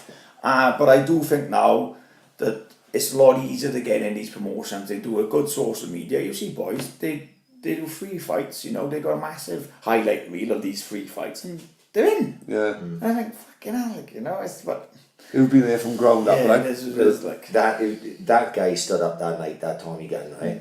After he was fucking down for a while, maybe he got up. Do you remember the hematoma? big he had on the hematoma side? on his head. No yeah. way. It honest to God, like we were set back, like, we were set Dean was boys up on the stage, Yeah. yeah? And his fucking head, you could see from where we were, Yeah. mate, it was out like That's this. quite nasty, man. You were fucking torn. Oh my God, it was fucking real bad. And I always wondered whether, like, he Yeah. made it out of the fucking thing without dying. John just shoved him in the back of the car. Yeah. He was the one next door. His mother loved to kick a pot when he was in. Do you know when he was running those shows? How hard was it to organise all that and try and train to fight as well? Because obviously you only fought on that one show, didn't you? But Yeah, the organisation. that's why I never fought on any other shows, because it was just you couldn't train and fight. It was These are the they couldn't Oceania, organise yeah. it, and The yeah, Oceania and- shows, yeah? Yeah, and what I found as well, it was just like even back then, you know, we paid every single fight. There was no amateur back then. It was Right. pro, and we didn't want any semi-pro. We wanted everyone pro fights. And we purposely tried to have 20 fights a card. So then obviously we've got 40 fighters all need paying, and the cheapest we paid was 300 quid. And I remember looking at our outgoings for the show, and we had to earn 27 grand before we made a penny. So It's a lot, isn't it? It was a lot. Fucking We hell. look at these shows now today, and I think a lot of these shows today now only have two pro guys, so they don't pay them. Yeah. I don't know if we'd done shows today like that, we would have made a killing. But we were still making money. But I found it was like, right, do I want to be a promoter now and Yeah. put shows on and forget about my own fighting career, or do I need to say, right, I can come back to that in the future? I was just about to say, you've got plenty of time for that. Like, Yeah, you know yeah. what I mean? But I think time, as you know, it creeps up on you. And before you realise it, like, I'm not spending checking anymore. You gotta push for it, like, you know. But at the time, I found it was great doing shows. Actually, loved doing them, and I loved to keep doing them. But I knew I was at a crossroads. I'm either going to keep doing shows or I fight myself. And to be a fighter, you have to be very selfish and put yourself first and fight. Like. Yeah, because we had great fun, you know. I went to everyone, like, you know. And it was because, like you said at the time, that's it. There's only Predator fight night. There was nothing else. Like, you know, there was adrenaline running then. No, it weren't. It wasn't. This No. was before adrenaline. It's way before. Well, I remember actually because we had left and we'd been offered the contract for Lumina to go around all the country doing All Ritzies and that. yeah, everywhere. And we'd actually gone up to Cardiff and had meetings, and we were on about doing a show up there, and obviously with the local guys against Swansea guys. Yeah. And Which would have been a big deal. would have been great. Yeah, It would have been great. And like we went, and the Lumina company loved us, and the manager of Ritzies at the time and Envy was Stephen Saunders, yeah. Yeah, so, And he loved us, and he couldn't get enough of us, and he knew what we were making the club, so he was really pushing for it. But when I come away from it, then we were the only organisation that could go in there. So he was asking all the time, come back, do a show. And I was like, I don't know it, I don't want to do a show. And then Chris Ware actually rang me and said, look, John, you know, I'm never going to stay at any shows. Is it right if we just go and start doing shows now, only boxing? I said, do we want to? I don't care, like. So he'd obviously gone and done boxing. And then before an adrenaline show come, then James was in the same, look, you know, do you mind if I do a show? And I was like, crack on. It was a fantastic venue for man, MMA and boxing. Yeah, I think you so, know? yeah. It had the setup, you know, I boxed them and I did a white collar there for Chris, you know. Yeah. And you came in off the stage down the ramp yeah. into the ring. You know, it was because the Perfect. way it was with the crowds all around the ring and then up on the balcony. Well, the lighting rigs are all in there for you. It would have, I've done, you know, I've stood on the bottom and it was brilliant. I've had a table on the stage and it was brilliant, and I've had a booth upstairs and it was brilliant. You've never had a bad night, you've never had a bad seat. Like, it was a fucking. I don't think we ever realised how good a venue Three it is. different spots of Predator. The first one we was on the stage. The second one we had VIPs. We were up on the balcony, and the third one we had cage side. Which which is mad now to think of it, right? Because I don't even know how we managed to get judges in there. Because we were literally sat like this, close to the. You know, like you think about it now. So it was all we've got the out the rail, right? And that's because of fucking you, right? Because when you fucking knocked Javali out, right? All your fans were over my fucking shoulder. I was like, I hope I don't have a score against John. I'm going to get fucking battered. But we were sitting this fucking close to the cage. It was amazing. And I remember as well at the time, you know, to rent a cage was like, it was unheard of. So we're ringing around trying to get these cages in. No one, we were like a boxing ring back then, you could get them anywhere. So the only one we could get was like fucking the cage rage one, which is the official size one. Yeah. So to fit it in the club, then we were fucking checking out measurements anyway, and then we'd measure wrong. We'd be like, oh, it's fucking octagon. We go change it now, measure this, measure that. But it was such a squeeze in it. If you notice, like Chris Ware, Wallace, Dino, all the shows that are in Swansea, all trying to find that venue was good. Yeah. And none of them have been as good as that venue. Isn't it mad how that venue was just fucking... Whoever designed it, they didn't design it in mind to have it as a fucking boxing or MMA venue. Of course I but it was just fucking perfect, like, you know. You know, they were boxing there in the 80s and that, like Rocky. Of course it was. Jeff Pegler fighting Sugar Ray Price. Yeah, they were all fighting there. And it was always just by accident, pure accident. It was a fucking... Well, when Jeff fought Sugar Ray Price, the All Lieutenant was supporting Pegler, the All Town Hall was supporting fucking Sugar Ray, and it was a fucking massive brawl in fucking, what was it called, in Top Rank, like, and it was on Sports Night Wales, like 10 on a Wednesday night, fucking riots. Well, Snapper fighting with Kerry Wakeman. I remember when we wanted to do the show, right? We wanted to go, because there'd already been shows in and out with House of Pain, right? So, of course it were, that's it where weren't it weren't like there'd never been a show, so all of a sudden we want to do a show. I go and see Steve, and he's like, yeah, no worries, this is the score, you rent the building, blah blah blah. Then the police are involved. No, they don't want to do a show. I'm like, well, why fucking not? Everyone else has done a show, why can't we do a show? No, it's barbaric, you can't do a show. The license agency comes up, Kath Larkman, and I forget his name. No, can't do a show. I said, what do you mean we can't do a show? I said, of course we can do a show. No, you can't do a show. She looked at the poster. He's not fighting. He's not fighting. He's not fighting. I said, whoa, we're still going to say this guy's not fighting. I said, this guy sold like 200 tickets. And the first name, the guy's, I don't know what to say, his first name or his last name. His first name's Damien, right? I won't say his last name, but he's well known. So he can't fight. I said, why not? He knocked my husband out, he said. He said, if he fights, you won't have a license. I was like, fucking hell, I'll have to ring him up. I said, look, you can't fight, you know. if you fight, the show doesn't go on. So we couldn't fight. And I was like, oh, pathetic as that. And they tried everything they could to pull the plug. And it was only because Oceania was owned privately and not council run, they couldn't stop it. So, and obviously I was really friendly with the manager, and he was saying to me, look, John, they want to fucking stop it, but fuck on. We're going to push through.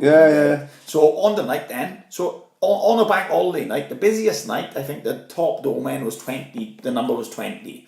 On our MMA show, we had to have double. We had to have 40 domain, right? We had to have metal detectors in it. I had to pay for undercover police to be in the crowd. And it was, they tried everything to really stop us putting the show on. They thought it was so barbaric. The crazy thing is, it's probably the safest place in Swansea at night, because no one's going to fight. No one's going to kick off. No one's going to kick off in the John Phillips, Mike Edwards fucking show. Like, let's be fucking fair. Like, you'd have to be absolutely fucking party. Like, you know what I mean? I remember we was in the show once in, I think it was in Mike Steger. It was Chris Reese's show actually. And it all kicks off as massive Cardiff. Oh fuck! I remember about this. I wasn't there, but I remember hearing about it. Crowd there, right? And they all kicking off. It's going nuts. So they said, "Look, can you go in the ring and say anything and maybe put a stop to it?" I said, "But to be honest, they don't know Mike up here probably more than me." I said, "Put Mike in there." Oh right, great, Mike. I said, "Go on the mic now and say a couple of words. You know, calm everyone down." Yeah. I'm scared already. He goes up the ring, right?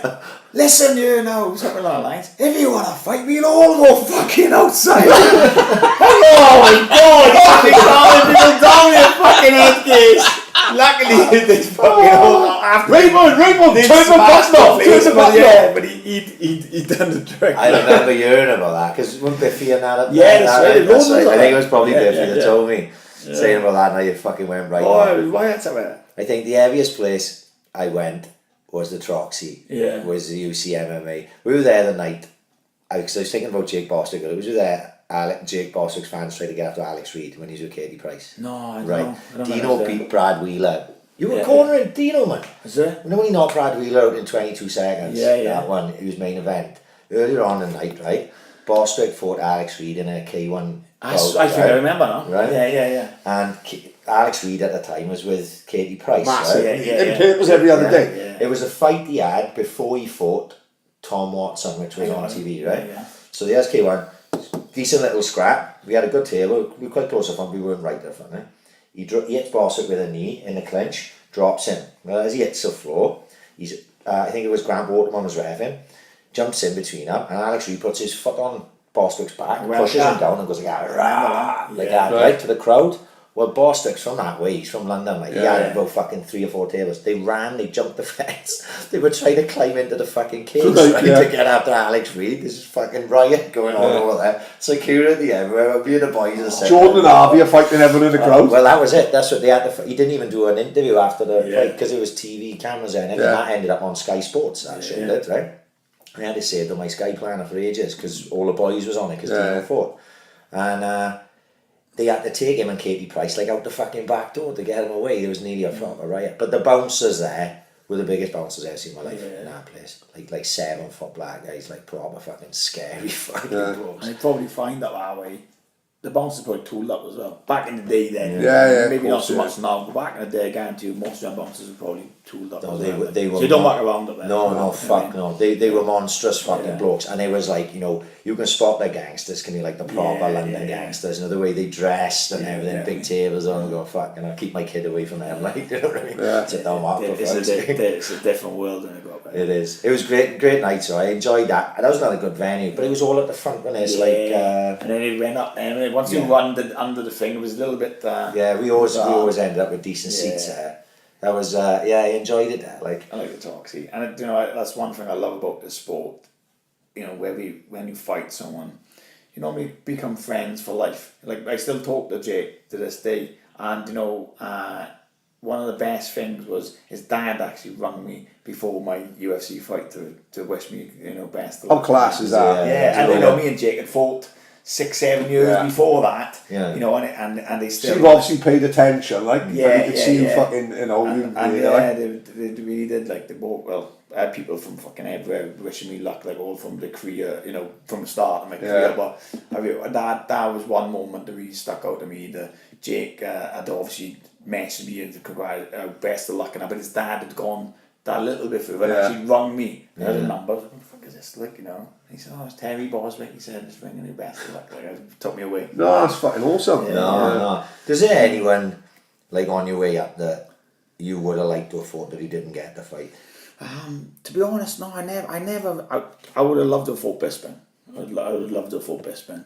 But when I was coming up, I never... Bisping was probably a little bit too far ahead too far ahead of me. But I never really looked at any fighters and thought, oh, I'd love to fight him, because I just wanted to fight anyone they would put in front of me. So it wasn't like I was ever hunting anyone. I was happy to fight anyone that would fight me, really. Like, so I never looked up at anyone. The one that I remember not happening was Paul Cahoon. That was the one that I wanted you to fight. Funny story about this. I'm going to ask Dino. So we go up, right, and we're supposed to fight Paul Cahoon. It's all scheduled. It's all been put up. And, you know, Paul, a fucking animal in his day, you know. Yeah. So take nothing away from Paul. We go up there. I've made weight. I'm on weight in Swansea, right? We weigh in Chris Reese's gym. I think I was like 0.2 over. And we're on our way to Liverpool. And we get stuck in the traffic all the way up, right? It's a fucking scorching day right now. I can't drink all the way up there now. I'm stuck in a car. So I know I'm going to be underweight when I get there. I'm fucking melting. I get there. Everyone's gone, right? All the fighters are gone. So I haven't seen Paul weigh in. I haven't seen anyone weigh in. Is the scale set up ready for me? I step on the scales and I'm about 1.5 kilos overweight. I says, it's not possible. This can't be right. I said, this is wrong. Like, no, that's right. He said, it's right. I said, this isn't fucking right. Next minute, there's scuffling going back forward. His kid steps on the scales, right? And says, Dad, this scale's weighing heavier now. Shut up. I fucking swear to you, couldn't script it, right? So there was a lot of fucking bollocks. He wanted me to kill myself in a sauna and try and make weight. So look, I'm not going to the sauna. And Chris was, in fairness, Chris was like, look, John, just go to the sauna, try and get 1 kilo and a bit off. I thought, like, fuck am I going to the sauna? I know I'm on weight. These are fucking trying to have us over.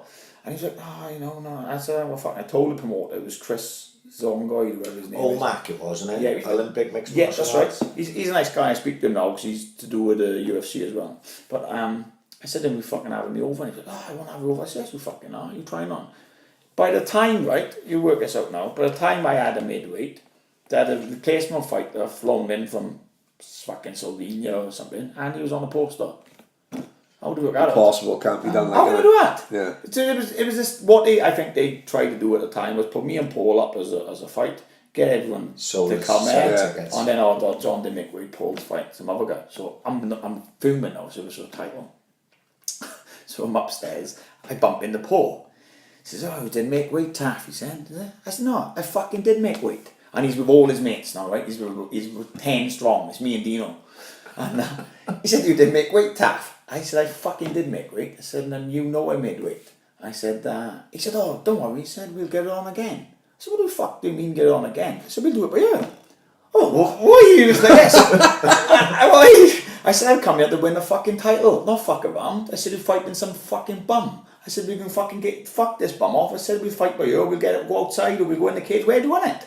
And they were like, oh, Taff, there's no need of this. And I was like, no. Dino's like, John, there's no need of this. Dino went fucking white and he was trying to put me away because there were 10 of them. I said, I was so annoyed that coming here to win a fucking title. And luckily Paul sort of was like, no, mate, listen now, we'll get it on again. And he sort of fucking laughed about it, said a few harsh words together about each other and fucked off, but never happened. I could have got heavy as fuck. I was ready. I was game, and for fuck, I've come here to fight, you know what I mean? I'm ready to fight. And they trying to make you look unprofessional, I think they were, yeah. You know what I mean? And don't be wrong, maybe the scales were, maybe they were fucking out, but I'm adamant. I know I was on weight in Swansea on 2 different scales, and we went up to the boxing club to weigh on the calibrated scales. So not only did I weigh, I weighed on some fucking Tesco scales in Chris's, but I weighed on the calibrated scales in the Gwent. So I knew I was on weight, and then I hadn't drunk or eaten anything from like Swansea on a boiling day. So I knew I was under, and I knew we were joking about, this is the first fight, you're going to come under about half a kilo like that. Yeah. And then to get up and be 1.5 kilos heavier. I was like, this is a fucking joke, like. So, but that was a shame because that robbed. Because I had seen Cahoon fight, and he was all stand up, Yeah. explosive, and I was just like, oh, this is fight perfect. This is going to be a fucking. It's not going to last long, Yeah. but you know, I think we've had a great fight. Like I said, Paul was very similar to me. He loved to stand and bang. So I think we've had a great fight.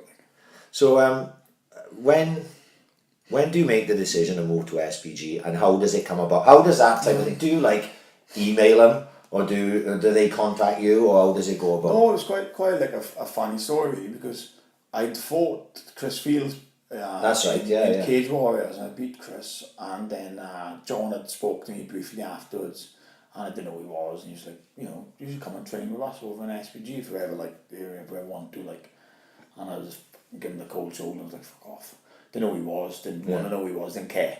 And that was the last time I fought. So I'd even only now really start to follow MMA and really watch the UFC, but I only watched the UFC. But before actually getting into UFC, I'm a world's worst. I probably could name 10, 15 UFC fighters now. That's probably about it. I'm a nightmare for watching it, so I didn't know about who John was, who Connor was, etc. Who other people were on the show, because unless they were in my Not many would have it. No, I don't think. No. In fairness, unless they were in my team, I didn't fucking care. Yeah. And so that was that. And then I come back and I fought in a 8-man tournament. I managed to win it, but the first guy I fought was Charlie. I was another SPG guy. Yeah.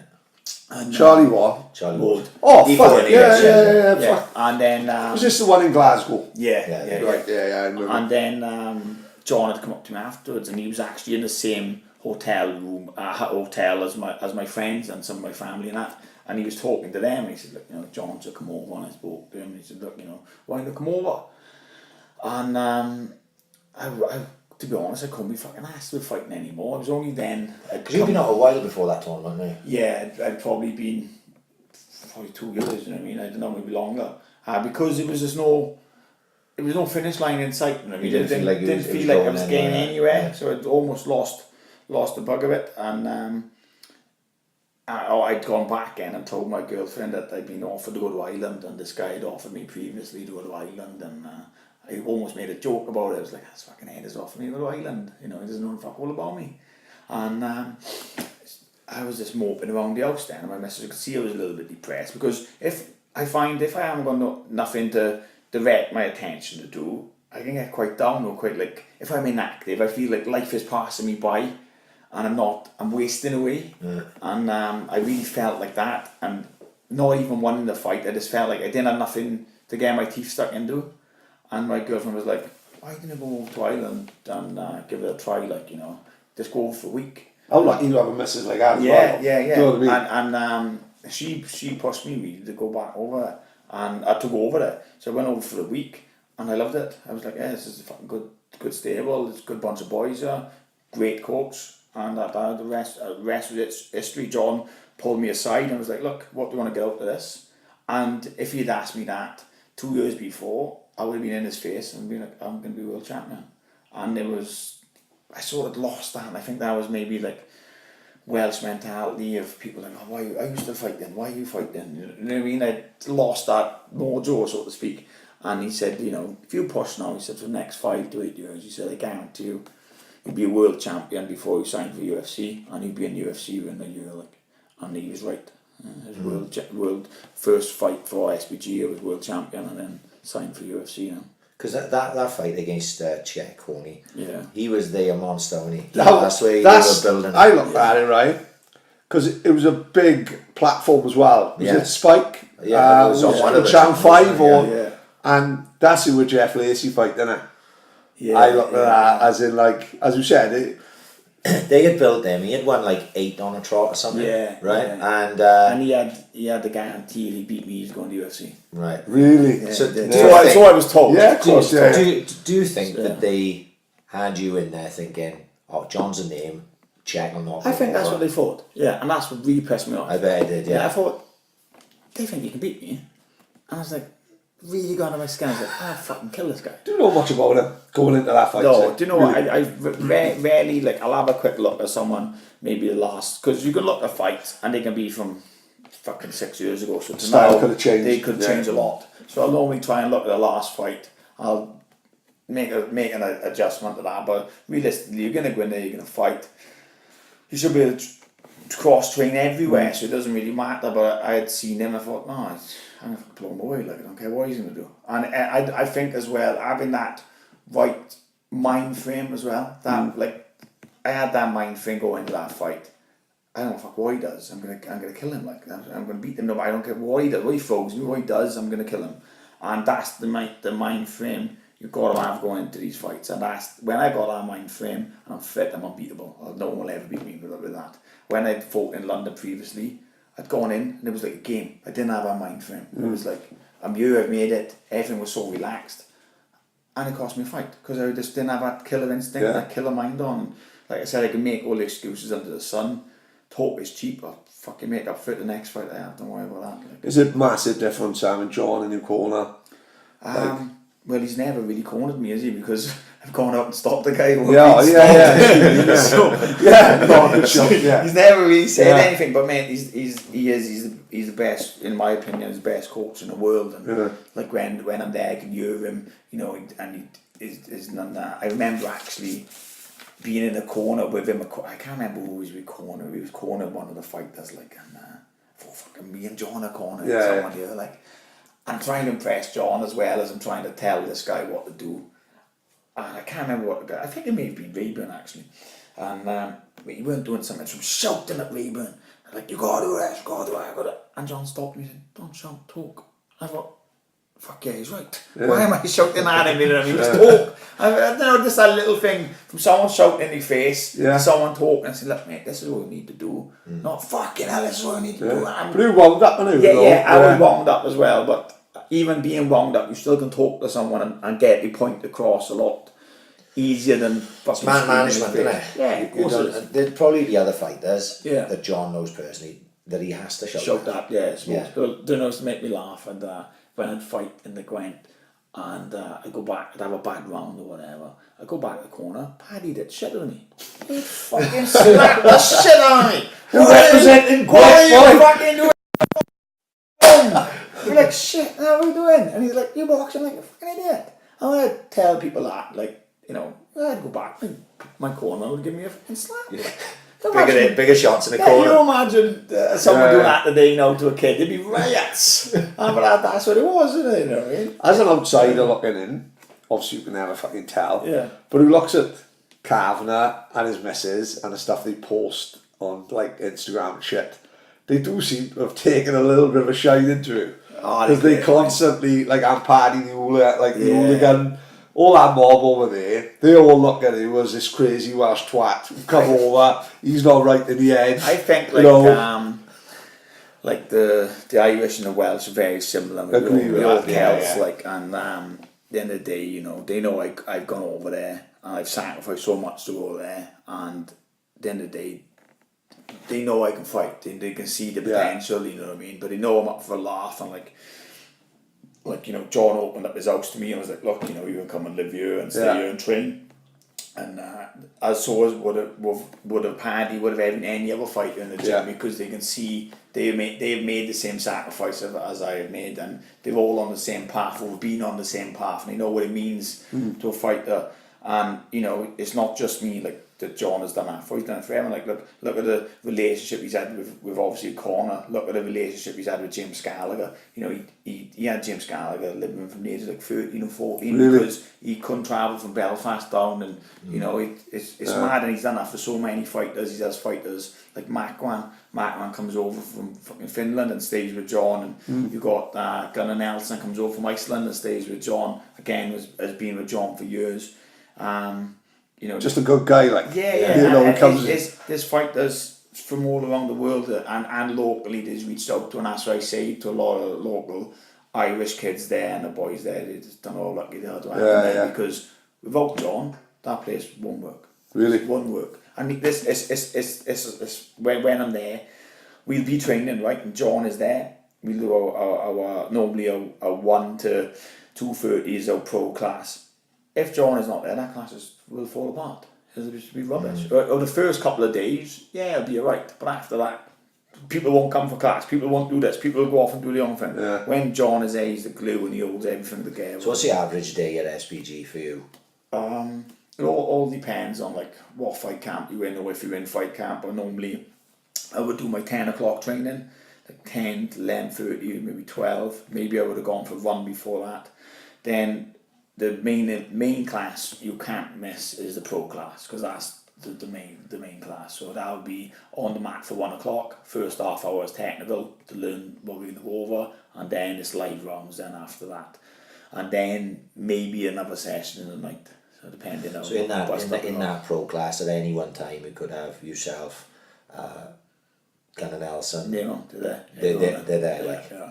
that's mad. Yeah, and like I was saying, you'd be on the mat with 40, 50 people, all MMA trained, all MMA top level, not all jiu-jitsu, all boxing, or they're all MMA, and a lot of them with UFC belt or whatever. Someone all high never level. going to get away out of that. You It's crazy. you said yourself You you just couldn't can't get get over it. it. You can't get over it. And like, you'd go in and just the different body shapes and different body numbers. You'd have to we'd separate the mats. So like lightweights are down there, heavyweights are in the cage.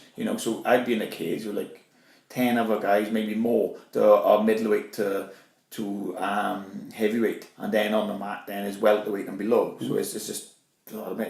Is it like a purpose-built thing now? Like obviously it's bigger now. Yeah, I think they had a smaller gym, didn't they? But with the fucking millions they've coming gone in. up and up and up. I think they've had about 5 or 6 gyms, and they've just getting another gym now. They're getting a bigger gym again. Really? Yeah. Because I think it branched out now as well. I think you got like SPGs everywhere. what do you call it, like Paddy? Oh, they like franchises. Franchise, sorry, that was the Yeah. word I was looking for. Like, So they take John Kavanagh's style of training, Yeah. and then they just implement it. Try to, yeah. They'll try, yeah. But I suppose John wouldn't let anyone Any coach idiot, in those gyms that he No. didn't trust. You know what I mean? 100%, yeah. Because that's what done my head in once. McGregor posted a photo on Twitter in like a party with fucking Paddy the hooligan, like, and everyone was commenting underneath saying, why the fuck is John with this fucking scruffy ginger guy? And everyone underneath saying, if you know, we know, like Connor said, without them, So- like you said about Bruce and fucking people like that, without Paddy, there's no McGregor. Like, Paddy was one of the first, and Paddy and Connor go back years, before the fighting. Is it? You look back at all the old pictures, even then Chris Fields, is loads of boys there that have come through, and some of them obviously haven't made it, some have gone on their own way, and it's mad looking back at the pics, Speaking of pictures, greatest picture ever.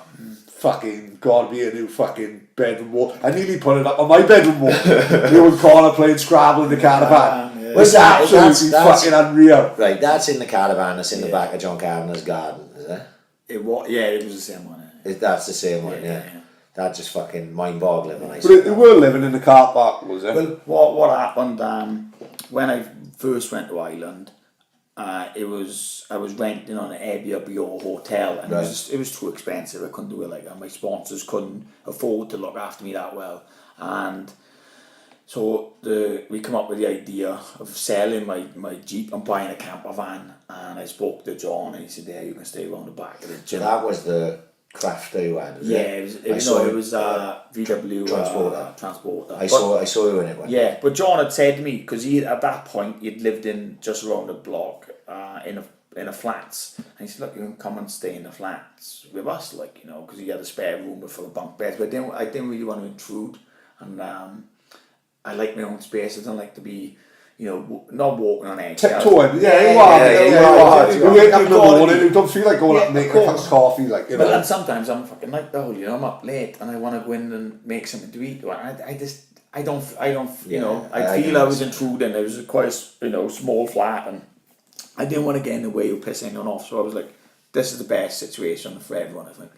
And he was like, yeah, no worries, stay in around the back of the gym.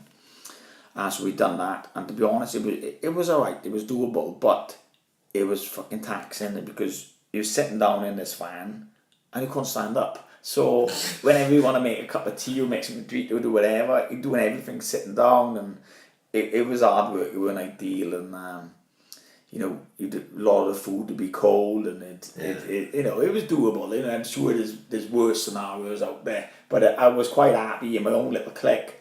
Along the back of the gym, I had Wi-Fi, I had heating, the only problem was there was no toilet. That's some funny stories where I really need to go to the toilet sometimes, you know what I mean? I have to be up to McDonald's or whatever. And obviously he was showering in the gym and washing in the gym.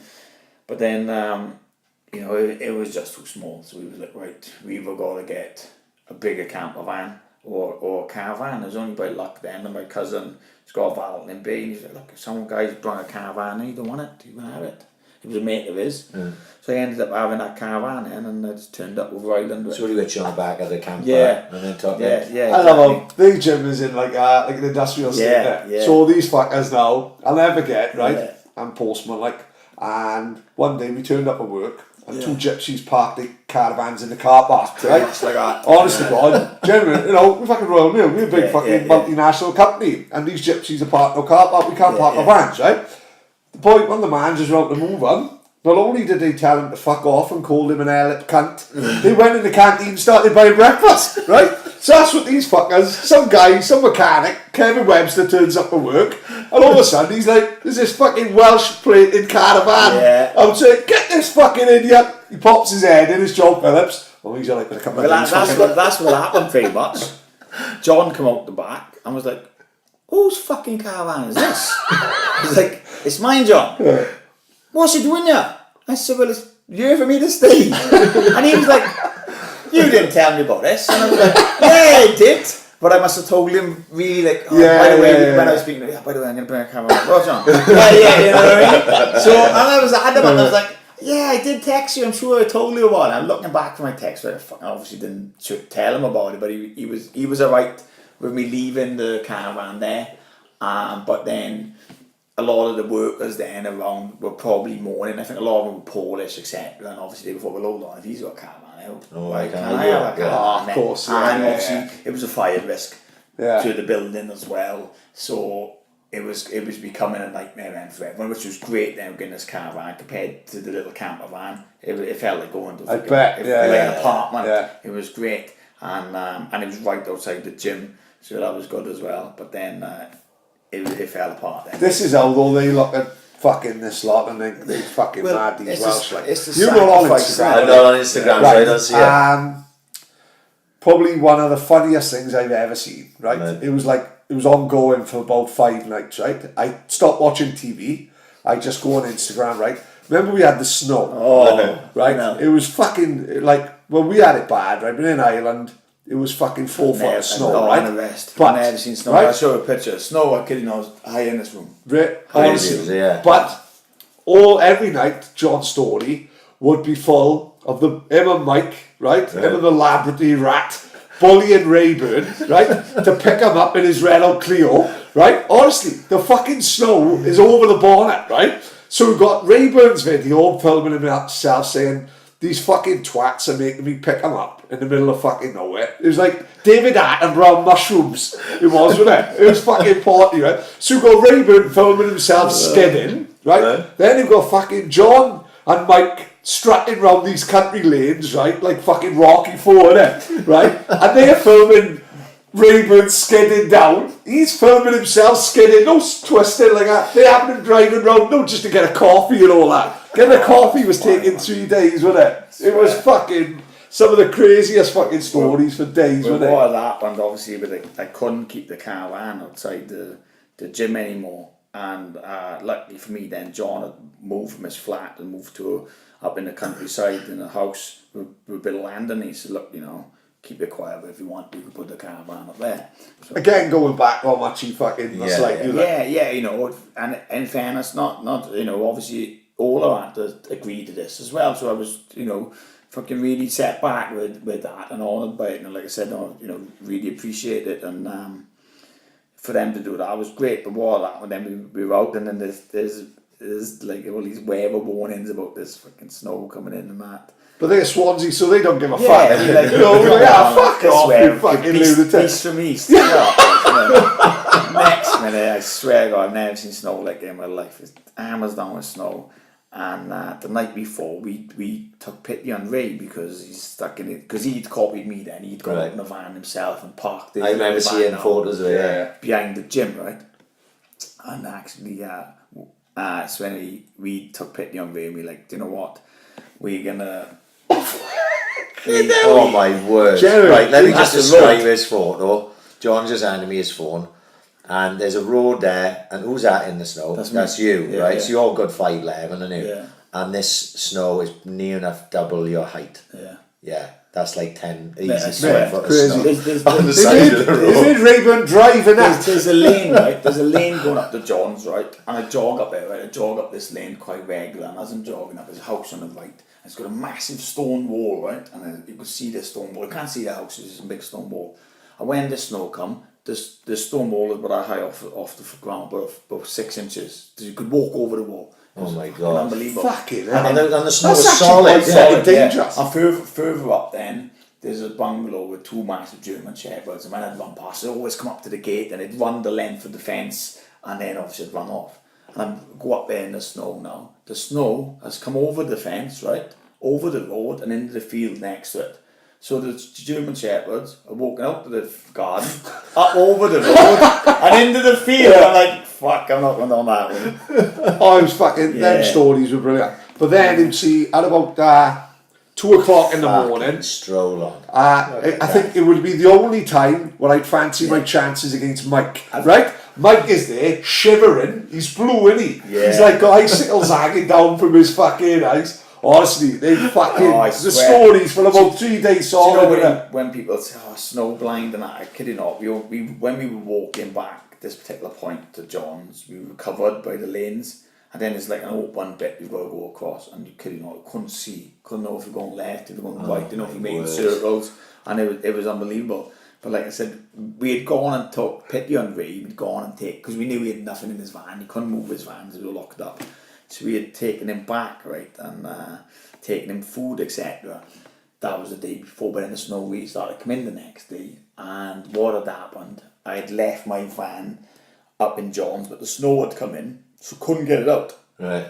But the roads down the road were still clear, because when I'm speaking to people, they're like, oh, come and train. I'm like, I can't get the van out. Like, the roads down there are clear. I'm like, well, it's fucking not a bit. Yeah. And so we were like to Ray, look, you got to come and get us. And he's like, no, I'm not. I'm like, no, listen, we come and got you yesterday. Come and get us. He's like, boys, there's a blizzard coming. It's the worst blizzard that they've seen for 50 years. Like, you can't go out. We're like, you got to come and get us. And we convinced him to come and get us, right? And I've got the story, and I'll show it to you after we finish, mate, right? It was all saved by Andy Wu, and you just... Unbelievable. There's won't- 2 you won't cars. I'm going to have to get on Instagram. No, there's 2 cars on the road in Dublin, right? Who knows where this other car is heading, right? Now, in the whole of Dublin, there's only 2 twats on the road. I swear. But the 2 twats are heading for each other, right? John and Miami Mike don't give a fuck. They're laughing, right? They're pissing themselves laughing. Rayburn's worrying because his Renault Clio is heading towards this fucking Mitsubishi, right? They're in the back laughing. Rayburn, turn towards the car, Rayburn, turn towards the car. He said, John, fuck off, I'm going towards the car. John, I just hit a roundabout. Miami Mike has got the fucking icicles from his eyes. It was like an apocalypse. I fucking swear I did watch TV. I've never seen nothing like it in my life, right? Do you know what happened?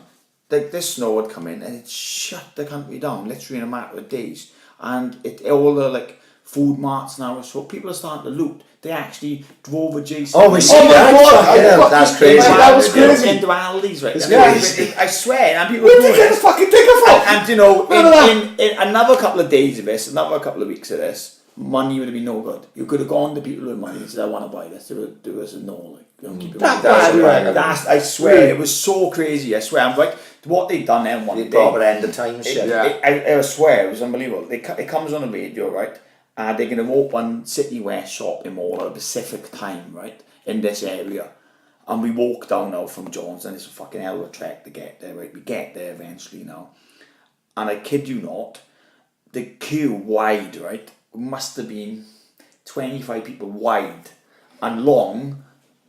I'd say about a mile long or half a mile long of people trying to get in this one shop. And they would like take an order and come back. And I was like, we were in the queue, and I said to the guys, if this shop opens, it's going to be a mad fucking rush. I said, people are going to get seriously hurt. I said, let's fuck off and go somewhere else. And we were lucky we had a car, we had Ray's car at the bottom so we could get into town. But I've never seen nothing like that in my life. It was unbelievable. Yeah, I saw that video of that JCB. And that was like something from a fucking film. Yeah, well, that was just round the corner from John's new house. John, about 10 minutes drive from John's house. And obviously when I got up to John's and stayed there, well, we're in a really posh area, yeah.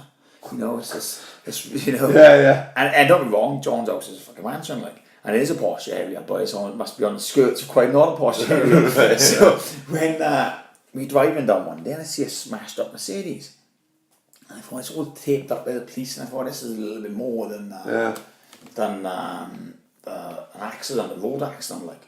So I started asking about things, started listening to the radio, because you're on the radio every day. Someone's shot, someone's this, someone's shot, every day. Different world. Different world of it. And turned out that some guy had argued with his girlfriend, gone on a rampage, got his machine gun out in Ireland, gone out. This doesn't even make no news over here. Smashed her car up on a driving or whatever, ripped someone out of their car, took their car, smashed that up, gone into a showroom, drove a car through the window, smashed all that, done this about 7 or 8 times. In the end, there's a shoot off with the police outside the City West, runs into City West Mall, starts shooting City West Mall up till the police got him. Fucking hell. And this didn't even make news. I'm like, the fucking hell. That's like, it's an everyday thing. Yeah, fucking hell. Fuck yeah, it's nuts over there. Fucking crazy place. So after the whole first off, right, no one who did Budo. Obviously that was massive for fucking Budo. Obviously biggest fight that we could have put on the show at that time. And that video at the time, like I'm in that video, another one that went viral. Kerry Morgan filmed it from just behind me, right? Yeah. You wouldn't know it's me because it's just dark, it's just a silhouette anyway. I think I remember as the punch comes, you don't see it. Yeah, is that the one? It comes from behind because it came a little bit over the top there, right? And I was judging that fight, and obviously the first round was in the stand-up, you were winning it. And obviously he was taking you down to the floor, right? And I'm sitting there, and like I said earlier, right, mate, everyone was standing around me, and I'm going, I can't score this against John. I'm gonna get fucking lynched. Because he come to win. But to be fair, right, he turned up about fucking 3 stone overweight, didn't he? Like, cause I'd seen you for the weigh-ins, you got on weight, didn't he? And then he didn't even really attempt to make weight. Attempt to make weight. No. He wouldn't have made light heavy. No, not a chance. Not a chance. He was a heavyweight basically. And John said earlier, I'll fucking fight him anyway, but make him go in a sauna, at least make him fucking try. So he's a big boy, he was obviously game as a fucking ox, but I was praying he'd fucking knock him out, right? Just to get all these boys from fucking place off my fucking shoulder, right? And when he went up against the cage and that turned, your back was to me, like, right? And then you throw the shot and he goes down. And I've never seen a cage jump like that in my fucking life, because he's a big boy to go over, right? And the cage went boom, boom, boom, like that, right? Everyone went fucking mad. In the video, he just fell back. In the video, you can see me, you could just about see me do this. Oh my fucking god! I can't jump up with my hands in my head. Because the fucking way he went down, like, and then it's the walk-offs, like the proper mark and walk-off, knockout, like, and it was perfect. Like this. It was fucking absolutely perfect. What was great, and after it was when you put the photos up of old mate Cobley climbing up the climbing frame naked. That was one of the boys. Who said, only in Swansea, But, you know, that video, that was a start, wasn't it, right, of the build to the UFC? Yeah, I think so. That video, was it Joe? That went. My missus... Joe Docco, my missus' cousin, Chris, was the guy that was filming that from the angle above the cage just down, right? We that's how I sort of got them BTV down there to film, because I had a personal relationship with Chris. And he gave me that video, and then obviously it went around, and then obviously the Joe one went around, and it was like this fucking big build. And then you did the phone thing, which went... What was that like at that time? For your social media, must have been fucking nuts. Oh, it's crazy. Yeah, it was like, it was funny to come up to the Budo fight as well, because I weren't fit going in there, you know, and Mike was like, you're not fit, you should fight. I'm like, yeah, I should fight, but I fucking need the money, Mike, I gotta fight. Mike, we've only just thawed you out. And you know, he was the thing, and then like we'd fought I'd fought just to get some money, to be honest with you, like, and again I was still thinking, you know, I would promise UFC 2-3 fights before this, and still I hadn't got there. So I was in my head, I was starting to think, you know what, UFC don't like me, they don't want me, and it's not gonna happen. So I was like, fuck it then, it's not happening, I'll go and do something else or whatever, you know. I'd almost come to the thing of thinking, well, it's not gonna happen, you know, let's not dwell in it, like. And then I'd seen the Welsh boys fight, And I thought, you know what? I fucking know I'm as good as them. I know I deserve to be. I'd been fighting UFC boys in the gyms and beating UFC boys and worldwide, and I knew I was good enough, you know. So it really pissed me off. So actually, I knew I was going to do some sort of video. I just didn't know what. I knew I was so annoyed and on a stag do. My mates were like, "Hey, you alright?" You know, they could see I was getting pissed off, and I'm on my mate's stag. Festering, like, "Yeah, I'm alright. Don't worry," I said, "I got a plan when I go home. I'm going to do a video." I'm like, "What?" So I'm going to do a fucking video when I get home, don't worry. And then I still didn't know what I was going to do in this video because I wanted it to be serious. And then, so I done the first video very serious, and it obviously went. You come across really composed then. Yeah, like, yeah. you know, Well, it was really... I was just saying exactly what was on my mind and exactly what I thought and what I believe I knew. And afterwards, then my friend came over and was like, "Do you know what? Don't leave it go now. We've got to get the next video, the next thing." And he come up with the idea with the phone then. Yeah, He was like, "We've got to get this phone, John. We've got to go around. We're waiting for because someone said, oh, we're waiting for the call, you know." And we went around then and we come up with all these ideas of like putting them in the fucking arcade and this and that. And it was great. And a lot of people, my social media just didn't fucking stop. Like, I went ballistic. Yeah.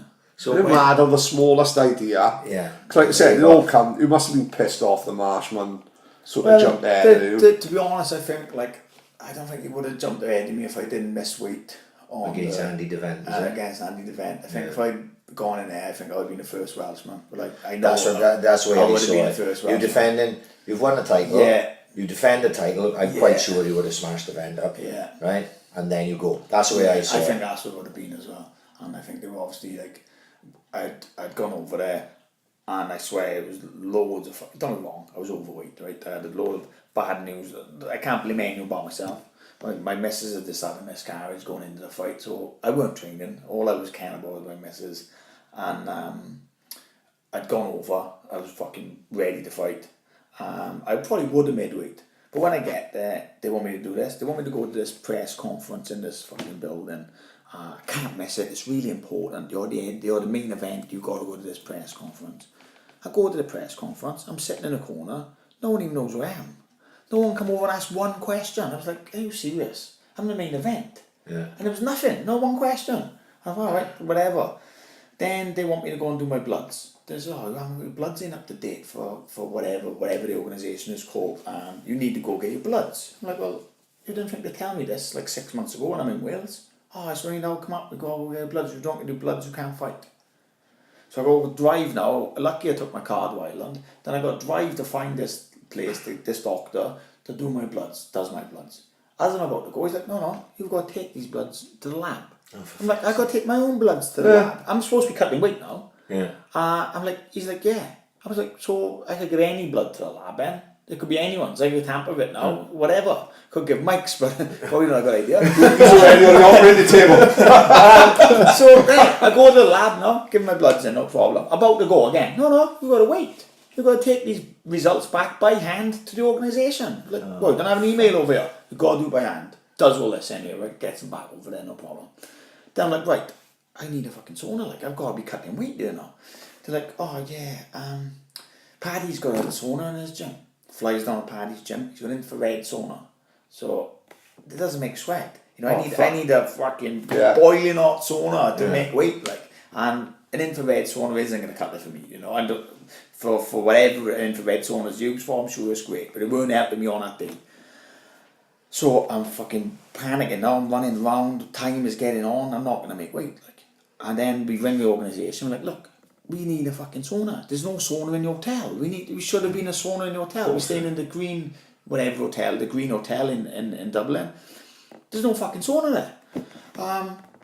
So we're like, "Oh, right, you'll have to go up this old people's home and use the sauna there." I said, "I don't care where it is, as long as there's a sauna there, I'll go there." Goes up there. "Right, we've been sent up to use the sauna." "We can't use the sauna here, sir. Got to be a member." I said, Now. "Let me join." I said, "I've got a fucking massive fight. I need a fight. I need to make weight. I need to get in the sauna." I said, "I'll join." "You can't join unless you're an OEP and live here." I'm like, fuck. So at this point now, I've seen red, right? I'm fucked off. I'm driving around, doing this, doing that, jumping through hoops when I feel like I weren't getting paid my worth. and I was doing a lot of fucking running around the organisation. I weren't greeted at the hotel. And don't get me wrong, I had some great times with Bama, but I did have this time. I was really irritated and annoyed. Obviously, I'm cutting in weight.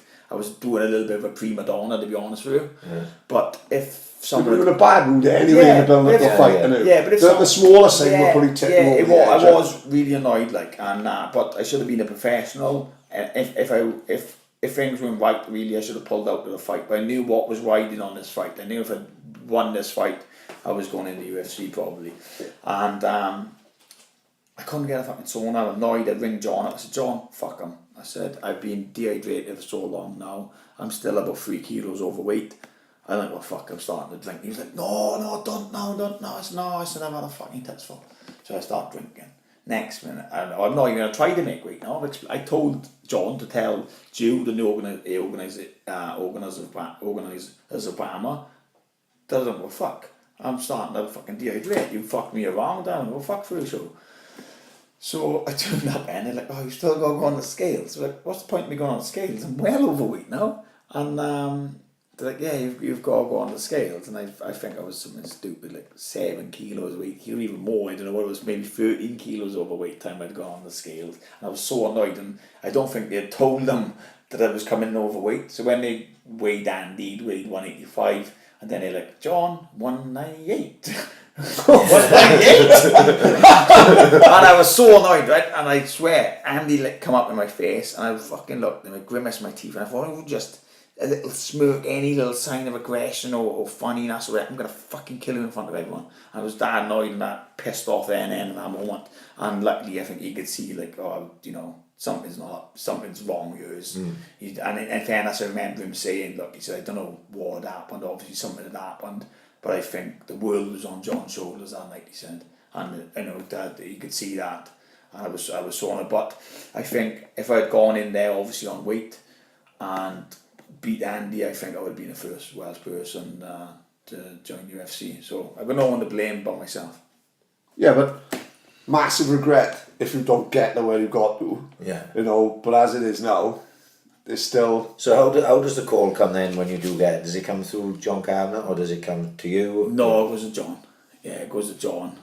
John rang me up and said, we're in. Like, how fucking good is that for like, in what? We've been to UFC, said, yeah. Were you there then or were you here? No, I was here. And as I'd gone over then with the phone and had some pictures, because I'd already known then. But yeah, we knew he was in. But then it was just all waiting for my visa and all this crap, and that's what which is really still nagging me up today. So is it still ongoing now? Still ongoing now, yeah. Fucking unbelievable. So, can you... Right, you fought in London. Can you fight in Europe? I can fight in Europe. Tell me when our next Europe show is. There's none coming up, is there? Yeah. Fucking yeah. So, but people, I swear, boys, it kills me. I'm out, right, and every day I bump into someone. So I say, where are you fighting next? And I gotta say to them, as soon as I can. Because otherwise I'm going to be sitting there for half hour telling about the story of the visa. And it fucking kills me, like. And I've got my local MP on the case. I've got an attorney on the case, and it just nothing seems to be getting done, like. So because obviously you travel to America a lot of times, didn't you? 10 times. Right, you trained in Extreme Couture, didn't you? Extreme Couture, yeah. Extreme Couture. 3 months of time. Right. So all them times with a visa. What happens? You have an ESTA visa. Yeah. Oh, like we all fill out. Yeah. Everyone will have an ESTA visa when you go to America on a tourist visa, which entitles you to stay up to 90 days. Right. But when you go to fight, then you need a P1 visa, a works visa. And then as soon as I've gone to apply for a works visa, when I actually applied for my first works visa, my ESTA visa was still valid for another year and a bit.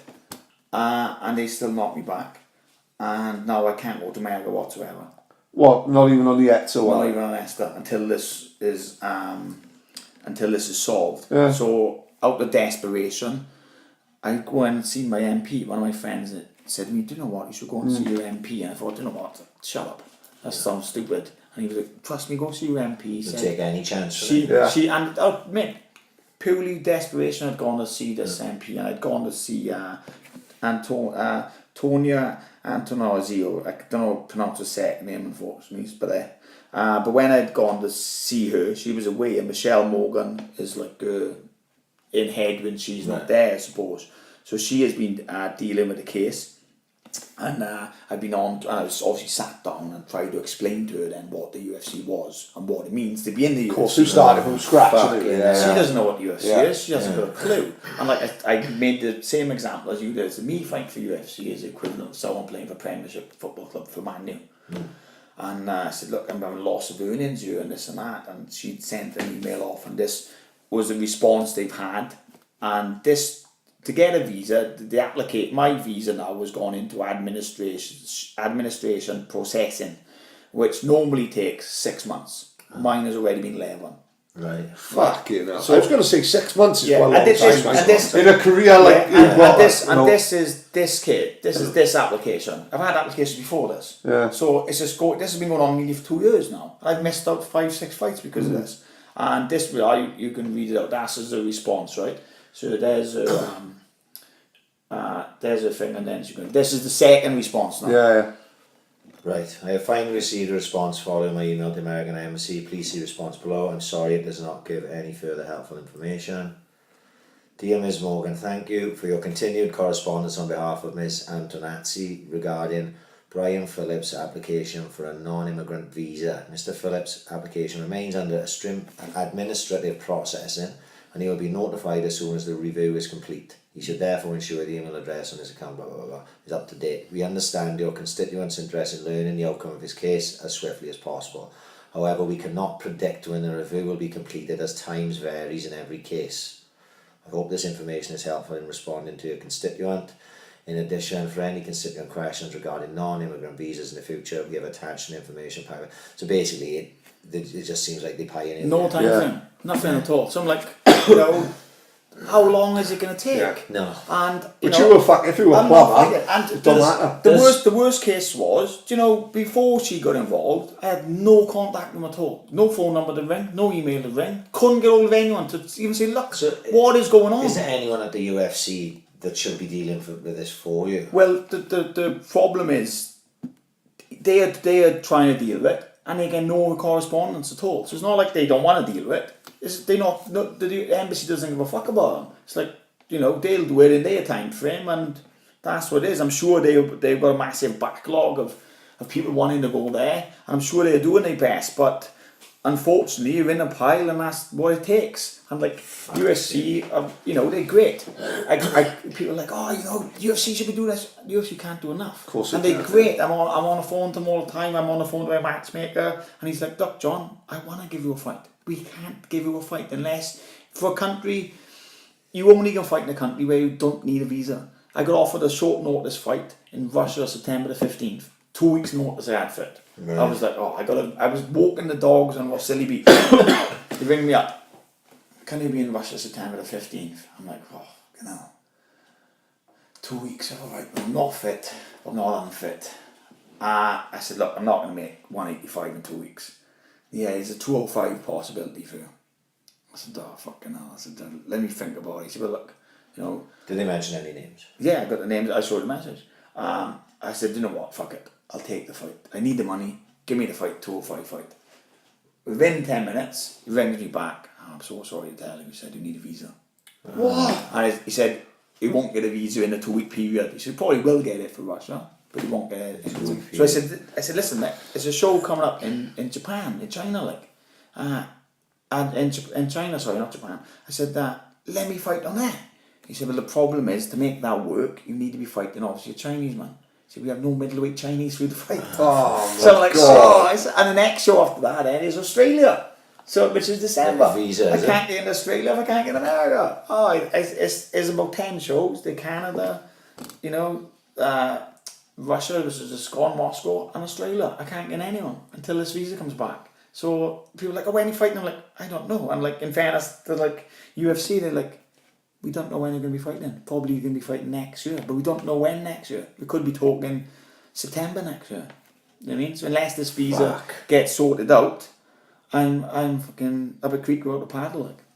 Fuck me. Yeah, Isn't it crazy people don't know that story? No. You can't get a visa. You look in, and the annoying thing is, they're not even giving me a reason why I can't have a visa. If they said, look, this is the reason why I can't have a visa, alright, that's the reason, we know then, right, we can do something about it. There's no reason. Like my MP said, they must be given a reason. I said, well, where's the reason? and she knows now. She's getting annoyed as herself. But like literally, we got a visa there. I go through now. Visa, Aspen, and literally, you know, if you go through my emails, there's about 5 or 6 different cases on it. Like, and if I go to this visa company, you know, it's going to cost me 5-6 grand to try and get it, with no guarantee that I'll get it. I just can't afford to do it now, you know. If I had the money to give it, I would pay it, and I'm sure UFC would reimburse me if I get it. But if I don't get it, I'm 5 or 6 grand out of the thing. So I'm really going to try the MP approach. Hopefully I'll have more information. Fuck me. Yes. And like you said, you the type of guy that needs a goal. And at the moment, there's no goal. How can I be in Ireland? Like people are like, oh, wait, I want an Ireland training. When are you going back to Ireland training? Like, how can I train in Ireland? I haven't got a fight lined up. So if I'm in Ireland, I've got double the bills and nothing in sight. So like when I'm home now, I'm just about training, taking over. It's hard to stay on track dieting as well then, so you're not training all the time. It's a fucking battle, like, you know, I'm not gonna lie. It's a battle. Fuck. I'm disappointed because I genuinely thought that John's going to come in and say, oh, there's something in the pipeline. I wish it was. Say, like, I wish it was. And in fairness, like the matchmaker, he said, look, I want you to know I'm trying to get you fights. He said, you know, don't think I'm not trying to get you fights. Like, he says, just the visa. He said, you know, I was open, to be honest, a few months ago. My visa would have been sorted and they would have been saying, you on the undercard of Conor and fucking Khabib. That would have been amazing, yeah. I mean, imagine that. That's what I was looking for. And once the MP had started emailing the embassy, I thought, right, I'm going to be in now. So hopefully it'll get sorted now. Now she is on the case. So. You can't even go to that then. You couldn't even go to that. Like, the thing is, like I said... Could you have had a 90-day camp? Like, no, the ETSA thing. No, we can't fight on that. No, but no, before we went through this, and it was allowed, you had a year left, could have gone out there for 90 days. Would that be enough for the camp? Yeah, but when will the fight there then? Because you need to work. Back. So you could go there and train, but you couldn't... You know, I can go to Ireland and train, so I can have the same training in Ireland. That's why I obviously train in Ireland, because it's closer than America, but as it happens, I get better training there than I do in America. It's just... Without this visa, you can't work, you can't get paid. You can't work, like, you know, you can't fight in the country. Fuck, you know. So it's a crushing blow to think I've put everything into it my whole life to get to this stage, and a little stamp has stopped me going any further at the minute. Like, so I really gotta look at this, reassess the situation. I think if my visa doesn't come back by January, I think I've got to maybe look at doing something else. Yeah. You know. Fuck. Yeah. That's fucking heartbreaking. That's fucking really fucking. All you hear is John can't get a visa. What the fuck? You done. That's all you hear. Like, you've done Literally, when I heard that, they're gonna be, fuck it, don't worry, you'll just fight in, like you said, you'll just fight in China. Yeah. That was my thought process. Don't worry, you'll just fight in the next Poland card. You've had a couple of Poland cards, you know. And the main goal for obviously the UFC is you win in fights, you build up. They want you to fight in the States. Of course, so you need to fight in Vegas, and of course I want to fight in Vegas. That's one of my main goals, dreams, to fight in Vegas. But if you can't fight in Vegas, you can't fight in the States. You have this you know, creek without a paddle, like you're shit out of luck. Well, you just got to keep your fingers crossed for that, then, eh? Well, there's obviously other options. You know, there's other organisations I can sign a deal with Europe, and you know, if I got. Do you think the UFC would say, right, John, we got no there's no headway coming back with this, right? We still want you to be part of the UFC, but obviously you need to fight. You go and fight in, let's just say you go back to Bama for argument's sake. You go and fight for Bama, you keep yourself active, and as soon as this visa thing's sorted, you come back. Do you think there's a chance of that? I don't know. It all depends on what organisation. What about Cage Warriors? Cage Warriors Saturday. Imagine John headlining that Cage Warriors event on Saturday night. That's a fucking massive event in a big arena. What you've got to imagine is the likes of Cage Warriors, Bama. They can't afford me. They can't pay what you're being paid in UFC. You know, the only organisation I could go do is Bellator, or maybe an organisation out in Japan or China. Like one or something like that, like, you know what I mean? Like I could sign with Bellator and be on the same money. You know what I mean? In fact, you're doing more because of sponsorship. But you know, My dream was to get the UFC. Yeah. Of course, My dream was to yeah. get the belt though. And Yeah, I but don't want to give up on that dream Yeah, but because of let's the hang on visa. Like, let's not kick himself in the fucking teeth by that, right? You Not said just yet. he wants to. He wants to make me. You have, mate. You Yeah. have fucking done it. You know, we're not sitting Yeah. here now that you haven't had the fucking a fight in the UFC. You have done it, Yeah, like. So I know it but- must be crushing to you. What's more crushing is I haven't gone in and shown my potential and my true thing. You know, I've gone in there, I've had UFC fucking jitters, I fucked up in my first fight. I want to get in and put that fucking right, you know what I mean? Yeah. I want to show people what I'm about, and to come out on a loss would it'd be heartbreaking for me, you know. I'd never get over it, to be honest. It would kill me, like. You know the build up to a fight. Yeah. For the level you were, everywhere I was looking that week, what was the WhatsApp? Yeah, we all in fucking hundreds Yeah. of WhatsApp groups, and it was the fucking main topic of conversation for the week. You owes me Yeah. about 300 quid because I signed up for UFC Fight Pass and I You still haven't fucking turned it I off. can't cancel the cunt. I already signed it up with you. I don't want to watch fucking UFC start. Oh, Listen to that UFC, I got you 300 quid.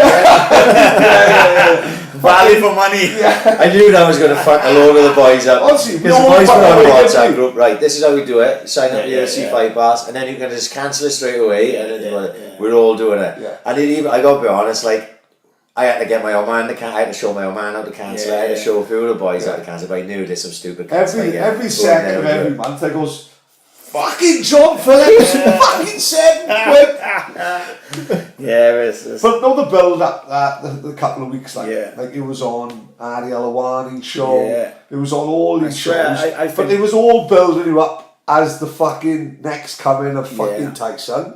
And this guy, you can't blame him. What was he saying Yeah, earlier on? yeah. He's seen all this. Of and course thought, he has. Fuck course he has, that. But the thing is, sorry John, when you see, I'm sure it frustrates you, like, when you see his, like, you know, they do the package when he's talking and shit, he was all like, oh, I'll fucking stand and bang with this man. Yes, He's gonna get it. spot on, Whatever yeah, you said, yeah. I'm gonna say, I'm gonna fucking, He I'll broke show the face him. me. And, Yeah, of course he was. What was his name? Kid Dynamite, you know, Yeah, blah, blah, yeah, blah. Charles Bird. and And Charles then, Bird. did you see his last fight? Did he Before the stand, guy did from he? London, stood. Yeah. Right. I didn't see his he lost, but he fucking blitzed the guy for the first round standing, and he gassed and got caught in the second one, right? But take nothing away from him, right? I'm looking at the fight, and normally I get offered a fight, I don't even look, because normally it changes. Because what happens, people get offered a fight, they say yes straight away, they go and do a bit of research, they come back and say, oh, he's fucking too fuck dangerous, that, yeah. I'm not fighting him. He's, you know, if he catches me, he could knock me out or whatever. But now they see there's a chink in my armour, maybe they'll be more willing to fight me now. But anyway, I look at this guy and I think, alright, he's alright standing, he's alright grappling, he's alright wrestling, but he can't beat me anywhere. And I think that mentality of going in that fight was like, doesn't matter with the fight, I wasn't better than this guy. He's smaller than me, he's not as good as me, I'm going to beat him.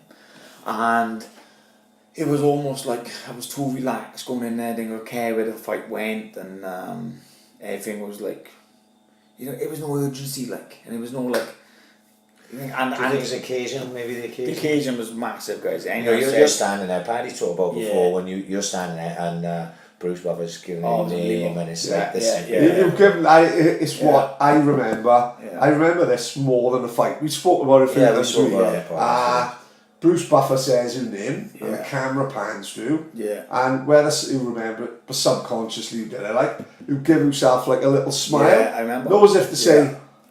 like, Fine. yeah, Yeah. you must, I got fucking Yeah, yeah, goosebumps, yeah. man, Yeah, right? like- You must have had, Yeah. so I got goosebumps Yeah. talking about it, so what you've got there, right, you give yourself a smile, you must be thinking, fucking 20 years, Yeah. and a year, I like, think so. it must be like, I think that could drain you a bit as well, like, because you thinking, like, you would never smile, you probably No. never smiled before, No, but this definitely. fucking guy says your name, and you do go, And I like, you know, I think like, you know, I was, you know, I would have had a knockout tonight if I knocked him out. I was tipped, I'm gonna have the knock. If I Yeah. knock this guy out, I got 50 grand. Fuck, what I a don't fucking wait, yeah, thing, don't it? I don't wait, yeah, other big sponsors speaking to me about giving me a weekly, a monthly wage or weekly wage, for the next 2 years. A big weekly wage, which would have paid for my house. So it was a lot of pressure on there as well. So all I was thinking was nail this guy. And I wanted to come out and keep it long, feint in, level changes. I knew he was going to shoot. But once I heard his intro, saying he's going to fucking do this and he's do that, I thought, he wants to fucking stand and bang. And I come out, this blind, and threw a left hand and he was under me. And He managed to get the takedown, but still, I still thought, right, I'm safe. I'm a fucking veteran on the ground, I know enough to stay safe and attack. But again, there was no urgency. I was just staying safe. And I thought, right, he's got me down. He's got mount. I had bicep control to stop him getting any significant strikes in. But I could feel him tiring. I could feel him urine panicking. This mad feeling in a fight. Like I could be in that spot, but calm, and then you can hear your opponent like really panicking because he knows he's not causing any damage. He's getting tired. It's a matter of time before the tables are turned or we stood up or whatever. And I could feel him tired. And I was almost going to say to him, like, well, we haven't done much cardio. Because I was fucking running every day. I was a cardio beast. And I remember, like, thinking, right, there's about a minute and a half left of this round. If I get up, worst case scenario, if I push the pace to stand up, I make him more tired for round 2. Best case scenario, I catch him and he's gone, pull him away or cut him or whatever, right? So I thought, right, I've got the under up here and get up against the fence. I start getting up and he's got a cross face on me. And I thought, I'm not going to sub you a cross face. I've had fucking great people on my back and there's cross faces. I'm not interested about a cross face. And I look over to John to say I'm going to get up. And as I push down on the floor, so I didn't even grab his arm, I just thought I'd push on the floor.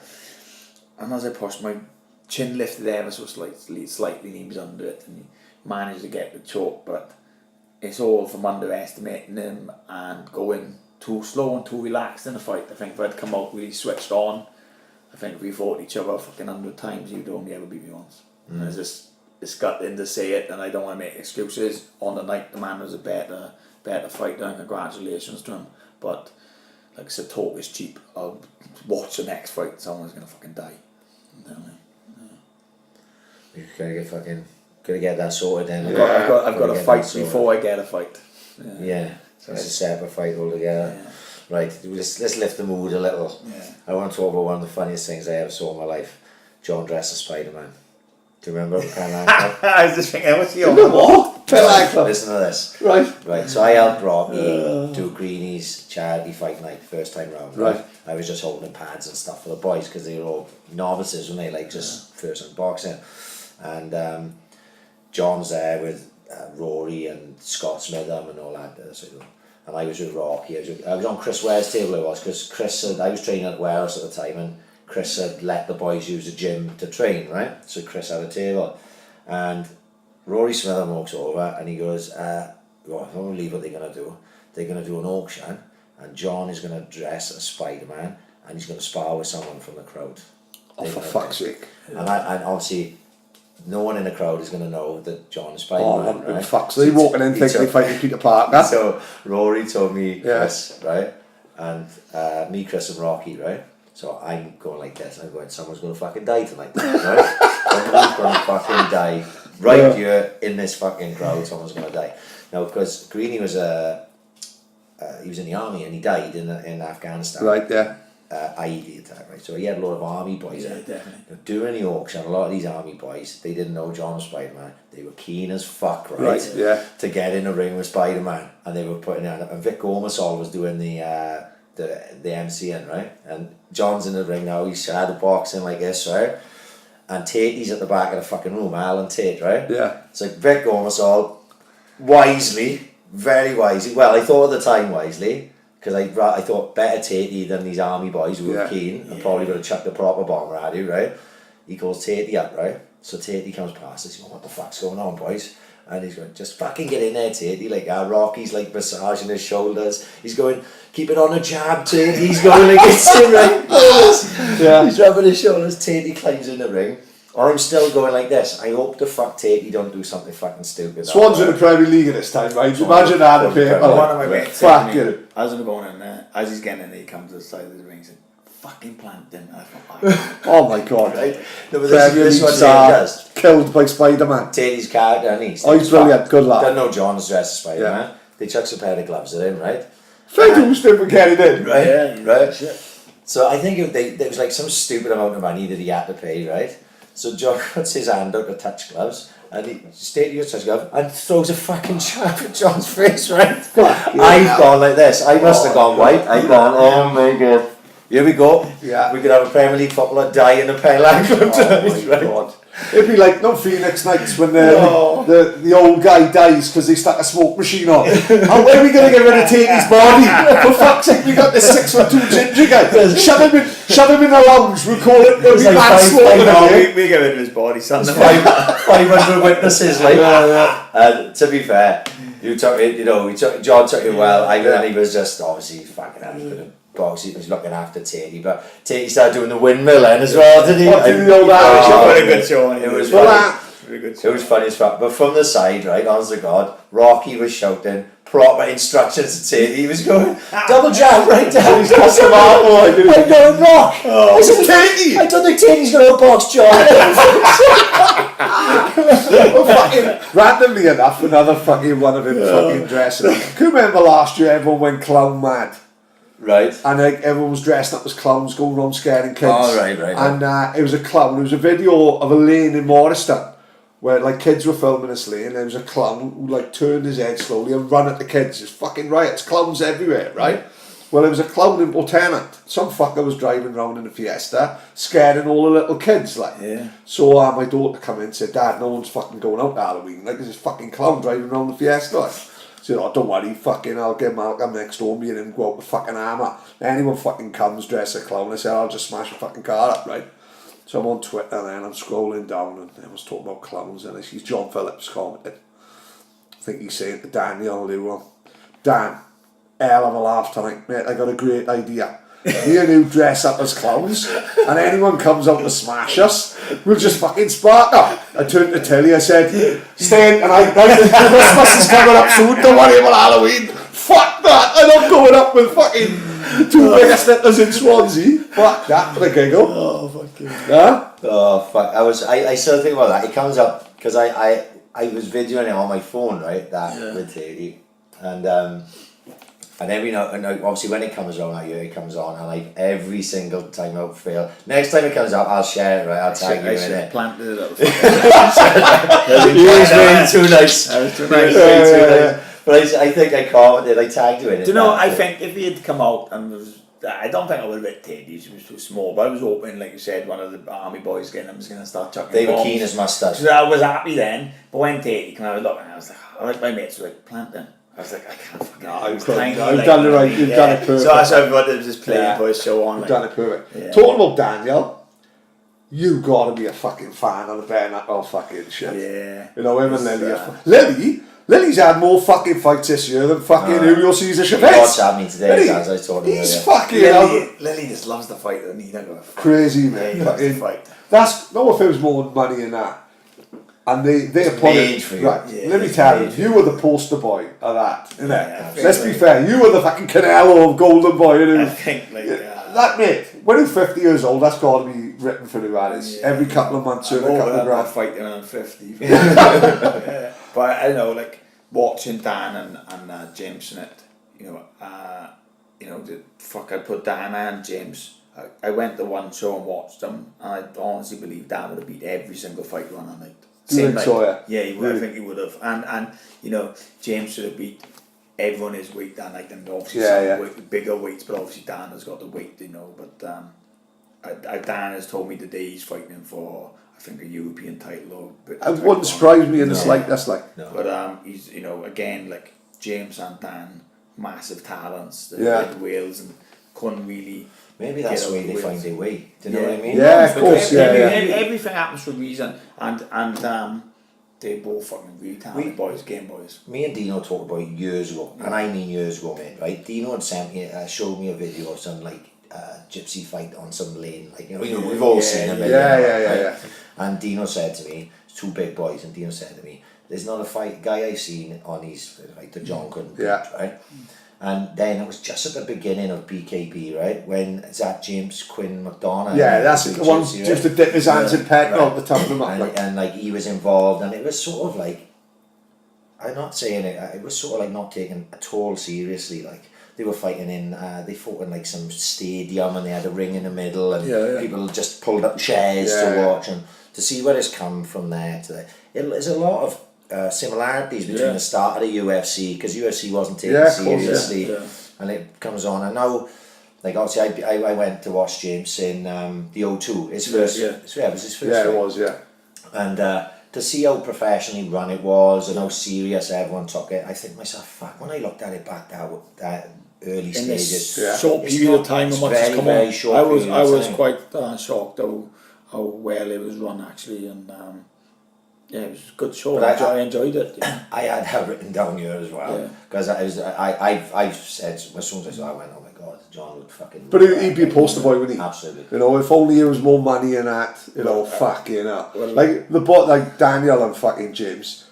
They love this fucking. The guy who's organised it always tags him on Twitter. And as you said, it could be made from like I was doing the white collar where Christian Lacey fought Daniel. Yeah. Bulls, fair play to Lacey, right? Lacey's Bulls good, the size we of said fucking. that was a mismatch, Right.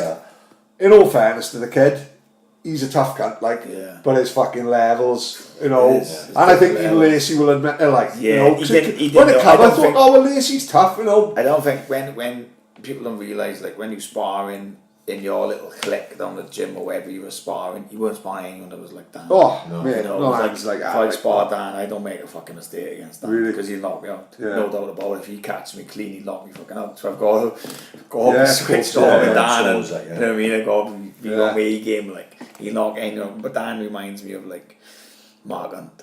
You know, anything he hits, he'd fucking put to sleep. He's a talent. Like, and his judo is really good. His MMA is really good. I think he's just, again, he's one of them ones that just life gets in the way, innit? Of course, mate. Life gets in the way, and he won't change it for the world. And when I say to him, sometimes he'll have a moan about something or whatever he feels. And I said to him, you know, you're one of the richest guys. I know. I said, when you've got something money can't buy, I said, you're truly a rich man. And you know, look at his family and what he's got. And same as James, and same as Bruce, and same as Mark, and same as everyone I've mentioned. They've got stuff money can't buy. I gotta say, though, mate, look, you landed on your feet with your missus now. Yeah. God help, she got the patience of a fucking saint. God Because honestly, she could be in the middle of having a shit reading a low magazine, I see and there's a fair chance he can pile in with a fucking video saying Kerry, you stuck the house out. You know, she got the patience of Mother Teresa. Yeah. But like, you've seen fucking happier than you've ever been. Yeah, do you know what I mean? It keeps you on track, mate. 100%. We all need a good woman to keep us in fucking check. Every great man is a great woman. Yeah. And that's a true saying. My missus lets everyone come in here and fucking do podcasts on a Thursday night. Do you know what I mean? It won't be happening if she said, no, I'm not fucking happy with this. You know, find exactly. No, you got to fucking find somewhere else to do it. But yeah, like I do think Dan will clean up in this bare knuckle division. Like, you know, I think I'd like to see James go back to pro boxing. I think I'd like to see Dan go pro boxing as well, actually. But I think James has still got that capability and that time frame of doing something good. He just wants to fight. He like messaging me every week. Oh, I've got another fight. Like, he messaged me. How much weight do you lose when you water load in? I'm like, well, I lose quite a bit, James. I got 10 kilos to lose in 2 weeks. I'm like, it's not happening. Fucking hell. Like, you struggle to lose that water loading. There's no water loading. No, he's mad, but he is, mate. And that's what I love about, like, you know, not even the Swansea mentality, the Welsh mentality. Everyone knows they're all up for a fight. They don't give a shit who they fight. You know who they against. If we fight the toughest guy in the world, they're up for it. You know, they don't care. And I tell people when I go away, like, I always mention, like, oh, I've got my mate Mike, my mate fucking Dan, my mate James, my mate Damien, my mate Bruce, and I tell them all these stories about these tough guys, and like I said, just life gone away from, life gone away, and they didn't have that opportunity here. I honestly believe if SPG was here, or was a massive boxing camp here, all these boys would be fucking world known, 100%. Just before we wrap up, we don't keep it any longer, get you in trouble with your missus, right? You know the story, we've talked about CBD oil here, right? Yeah. A bit in the past, right? And I saw a story on your Facebook the other day about, I want you to tell a story, right? Okay. But I know I've nudged you in the right direction about what you did with your dog. Yeah. So, well, I've had my dog since he was a pup, since he was 10 weeks old, and he's life to me, mate. He's like my kid, like, you know, I love him to bits. And he's always been an active dog, fucking maniac of a dog, runs, plays all day, and he's still like a big pup. And he's 10 years old now. And we started to notice he started to get a little bit of a limp when we take him out for a walk. And then over a case of like 4 weeks, this limp gradually got really bad. Like, and we noticed if he went for originally went for a walk, he'd have a little bit of a limp, he'd shake it off and he'd be alright. But then it got worse, he'd have a limp for a couple of days and then it got worse and couldn't put weight on it. And we noticed his leg deteriorating. I was like, shit, I take him to the vet and, you know, he's limping, he's struggling. She says, oh, you know, he's 10 years old now, he's a big dog. He's got arthritis, he needs medication. Okay, right, gives him medication. Don't do nothing to him.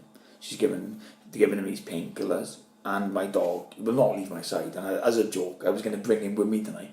I thought, I'll have him. My kids would have loved it. My missus would have gone mental. But my kids would have loved it. As a joke, I said to my missus, I said, should I take Alfie to wind him up? And it has gone worse. I've gone to the vet. He said, oh, he's got arthritis. He needs to take this. Didn't touch him. He's getting worse and worse, right? And he's always around me. He comes everywhere with me. He would go out to the room, right, and go and sit on his own and to cry. I'm like, fuck, something is seriously wrong with him. Like, and when I was looking in on, obviously everyone looks on Google, and I was looking there, like, they do it now, and they're ready to go. I was like, oh, I'm breaking my heart. I'm like, and I take him back to the vet to get stronger painkillers again, right? And the vet makes me sign for these painkillers because they're human painkillers, right? And he still doesn't touch him.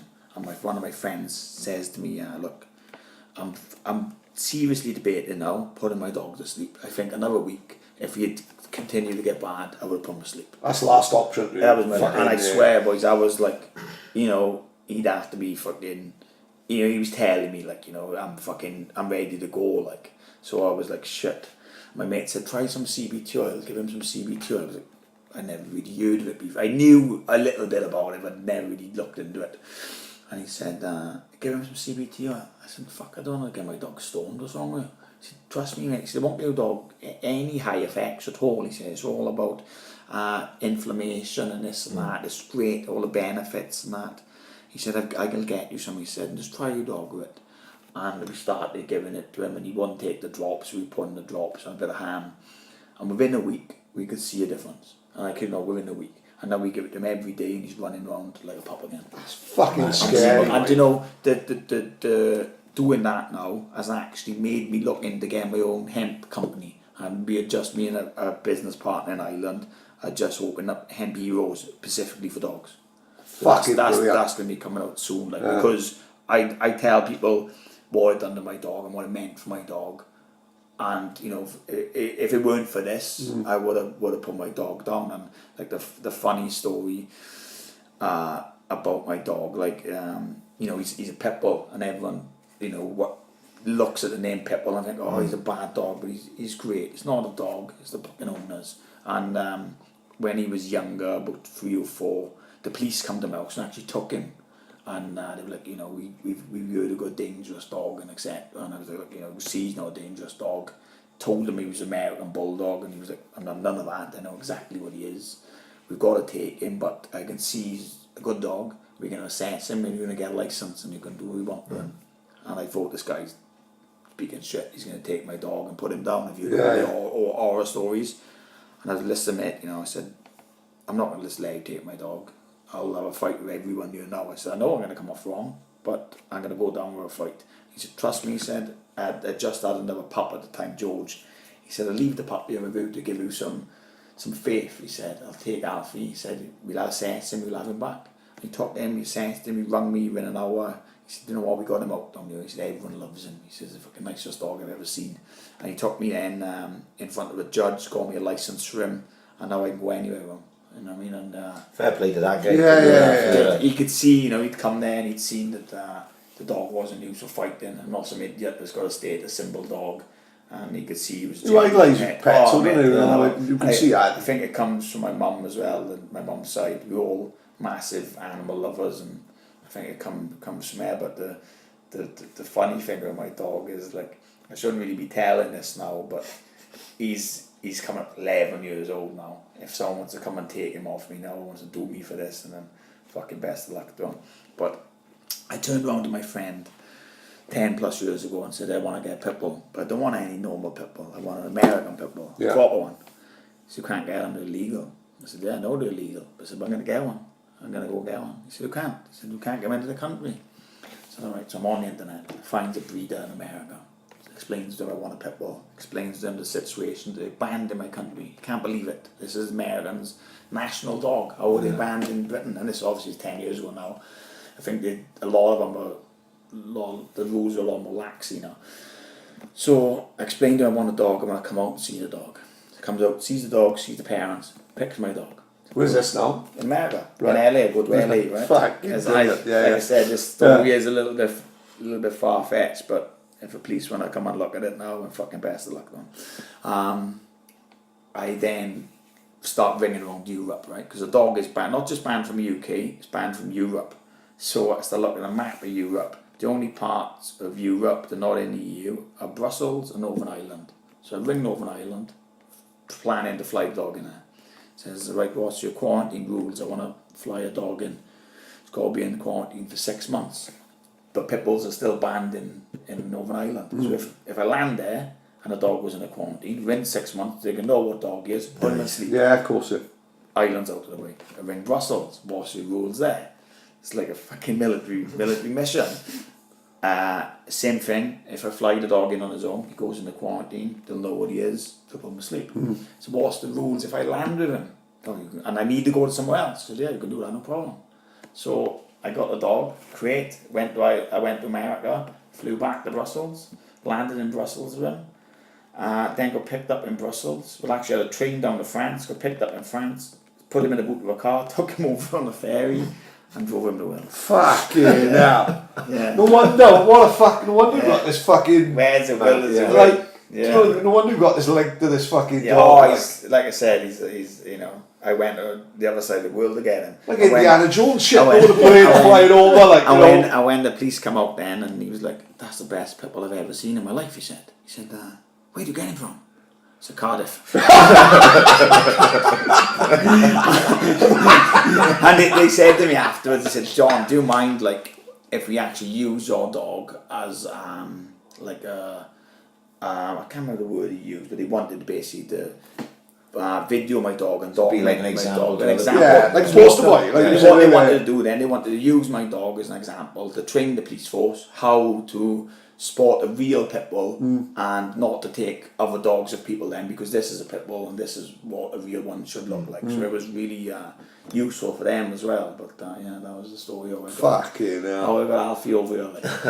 I wouldn't have done that for my fucking daughter. She'd been left in Brussels. So 2 years go by, I decided I want another dog. So I'm going to do the old procedure again. Oh my god. So I ring the breeder up, say I want another dog, no problem, pick the dog, go over, get the dog. But in 2 years now, there's more rules and regulations about flying with these dogs. So the dog can only fly at a certain time of the year, otherwise it's too hot, it's too cold, etc. It can only fly a certain weight. So if it only can fly a certain age, it only can fly with all this injections and that, blah blah blah, gets all this done right. But I've got to come under the pretense now this dog is an American bulldog and not a pit bull. Right. So the breeder out there gets all these papers done for me, gets all the vet papers, and he's had all his shots and his rabies and all that, but he's still got a doctor it all to say he's a different dog at a different age. So I go to the airport, I've got this big crate, no worries, got all the paperwork, puts it there, the woman looks at it, she's right, and I got a flight to, we're having a stop flight to Chicago, from Chicago to Warsaw in Poland, and then from there to Brussels, right, so there's a mission, right, and my mate who come with me, Mike Madden, I said to him, come to LA with me for a couple of days, I'll pay for you. We were stuck out there for about 3 weeks, right? He thought he had visions of Venice Beach and all swear, that. Oh yeah, I'll come with you, we got John. there thinking it's going to be boiling, right? We got to LA wearing shorts and t-shirts, it was fucking freezing. And we were going around, right, trying to buy a jumper and trousers now in LA, like an Hollywood strip. And we end up going into this shop. It's the only shop you can find, and they got the exactly same matching jumper and t-shirt and trousers, right? So we walking around now afterwards, and we're like, do you know, is there any clubs around here, bars? And people looking at us like, straight clubs will get So we back to the dog, right? So at the airport now, we brought the check in. The woman says, oh, that's a long way for this dog to fly. I said, yeah. I said, we do this quite often.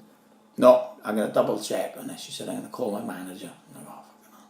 She comes, gets a manager checks all the paperwork. Yeah, he said, you've got the paperwork, everything's in order, let him go. No. She said, I want to speak to the vet. Oh, she's busy as fuck. I'm like this. Oh, she's a right busy body. I'm like, She now works in the visa department. yeah. So she's like, I want to speak to the vet. So she's ringing the vet now on his paper. I've never been in this vet. So not going to have to do I fucking am. I'm like, let's sit there thinking, what am I going to do? What am I going to do? I said, I better speak to her. I said, because she's not going to know what you're on about. So I've got the phone down. It's ring, but she thinks it's someone there. So yes, John, yeah. I come in earlier with little Georgie. Yes, all right, yeah. I'm just at the airport now, and now his phone is answered. And I was like, hello. I'm like, yeah. I said, she's a little bit concerned of the flight I'm taking, how long it is. I know, I've told them I have to do it all the time. I know, they're mad in there. I said, I told them, don't worry, well, I hope you're well. I'll see you again, see you next week. Bye. Put the phone down. And as I put the phone down, she's trying to grab the phone. I put it down. I said, oh, you wanted to speak to her? I said, I know I want to speak to her. She's like, yeah, I wanted to speak to her. I was like, bring her back then. And she looked at me and said, go on. Nice. Go on, right? So we go. We're on the plane, no worries. Fly over, right? We land then in Brussels, no worries, I'll be there. Come out, my cousin is supposed to meet me, right, to come and get this dog on the ferry for me, right? He turns up, he has come to meet me, he's turned up, he's only rented the car, gone to Amsterdam the night before with his mate, and got on it in Amsterdam. So I'm like, do you honestly think now your car's not going to get pulled going back? You've been to Amsterdam for a night, which is drug capital of Europe, in a rented car for one night, and you're driving back. I said, they're going to rip the car to shreds. Yeah, he's still stoned out of his head, right? He likes a joint. He's still stoned out of his head. No, they want. I said, they fucking will, you idiot. So I got the dog in the car. No worries, so we go. And as a diversion, I get my mate then to take his car up with me, right? And drive in front, a couple of cars in front of us. And this is at the time was a big black Jeep kitted out. And I thought they're going to pull that over, and we're going to sail through. And the mate who come to America with me now was in this Jeep. So we drive him through, they pull the Jeep, fantastic. They pull us. So we both pulled into the searching section. And they're searching us now. I said, do you know these boys in this car in the front? I said, no. So they're from Swansea as well. I said, oh, fuck, Swansea's a big place. So right then. They saying to him, do you know him? They're like, and we've always said, you don't know us. Right? Yeah. We know you, we don't know us. We give it all this. He says, do you know that guy sitting over there in the passenger seat? I've never seen him before in my life. So that's funny, he said, because he's got a fucking flight ticket that says he was sitting next to you on a plane to America. I said, fuck off, was he? I said, I've never seen him before. And he's wearing a matching jumper. So they're going nuts now, right? And they're convinced we've tried to smuggle drugs or guns into the country, right? That's all they care about. They're ripping a car to shreds. They're ripping my mate's Jeep to shreds, right? He hasn't come out, he's just lent us his Jeep. I'm looking at the Jeep thinking, oh my God. They're ripping it to shreds and they're convinced we've got drugs or guns. And then one of the fucking customs, proud as punch, looks at this dog. He looks at him and he said, they've smuggled the dog in. They've smuggled the dog in from America. This is what they've done. This is what they've done. And he comes over, you smuggled this dog in from America. I said, don't be stupid. I said, listen, I was working in France on a building site. And as that happens, Daniel's father lives in France. Of course, yeah, so I said, I had all this backed up now. Yeah. I said, I was working in France. I said, I argued with my girlfriend back home. I said, we're having fucking murders. I said, some guy come on selling pups. I said, I bought the one to cheer her up. I said, I was going to take you home. I didn't know you needed a passport for a dog. I said, no problem. I said, I'll fucking take it back if there's a problem. He's going mad, this custom guy is riding on it. So they ring the police. The police come, right? And he pulls the cop out of the side. Now I can see him. And he's going, right then, they've smuggled this dog from America. And this cop turns around and says, let me fucking stop you there. And this is word for word, he swore him. He said, let me fucking stop you there. He said, two things we care about, drugs or guns. He said, do they have any of them? He said, no. He said, let them go. Fuck yeah. And the cop, what happened then, right?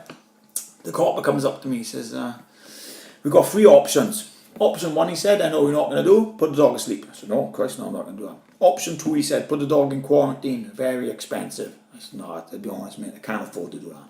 Right. Option three, take the dog back to France, he said, and we'll pay for you to go back then. Option three, so I'll do that. So we go back then, right, and my cousin now, and what happens then, this ferry has just sailed off, right, so we're waiting for the ferry to come back now, so with the only car left in this massive car. Putting the park. car back together. Yeah. Right? And we left there. My cousin's still stoned. He said, right? And the copper says to me, listen now, John. He said, use your head. We know you're here. The car's marked. He said, it will get stopped again. He said, if you try to come through again, they're going to stop and search this car. He said, mark my words. He said, so don't try and be funny now and try and come back through again. Because if we get the dog again, he said, we'll have to put it to sleep. Like, right, no worries. So he goes, I know, I've got to go back to France. My cousin's like, do you know what we'll do? We'll go back through. I'm like, did you just not hear what this guy said? He said, yeah, but he'll never think of it now, will he? I said, mate, fucking shut up. You're going to have to go back there. No, what we'll do, right, he said, we'll drive through now. I'll drive straight through the barriers, he said. We'll get on the M4. I'll drive up the M4, they'll chasing us. I'll stop on the hard shoulder. You jump out and I'll just go and leg it. I'm like, well, for a start, I said, you won't get through that barrier. I said, you know, and for a start, I said, how the fuck am I getting off the M4 in the dark then home? And then I thought, right, he said, so I like his cousin, he's a character. He's character, he's stone, isn't He's it? on next week. So we go back to France then. I'm fucking racking my brain now, thinking, right, I've got all the ferry routes up. I'm looking to go into France. I'm going from France over to Ireland. I'm looking going down to fucking Spain. I'm looking going down to Africa. I've got to get this dog in. I'll do whatever it takes. I can't get this cunt to pick me up from Montana.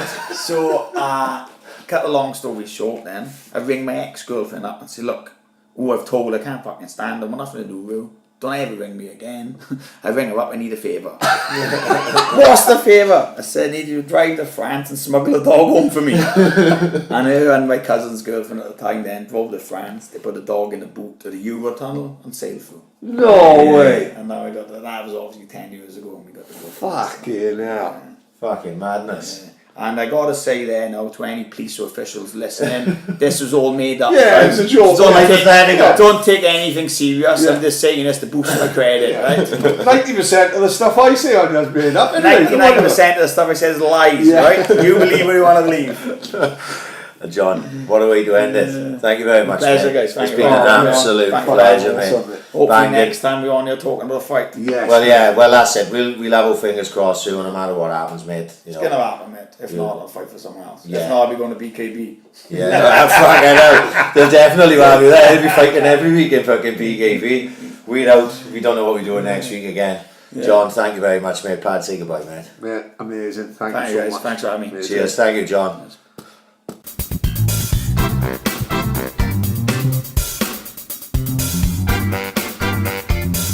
Ambition is critical.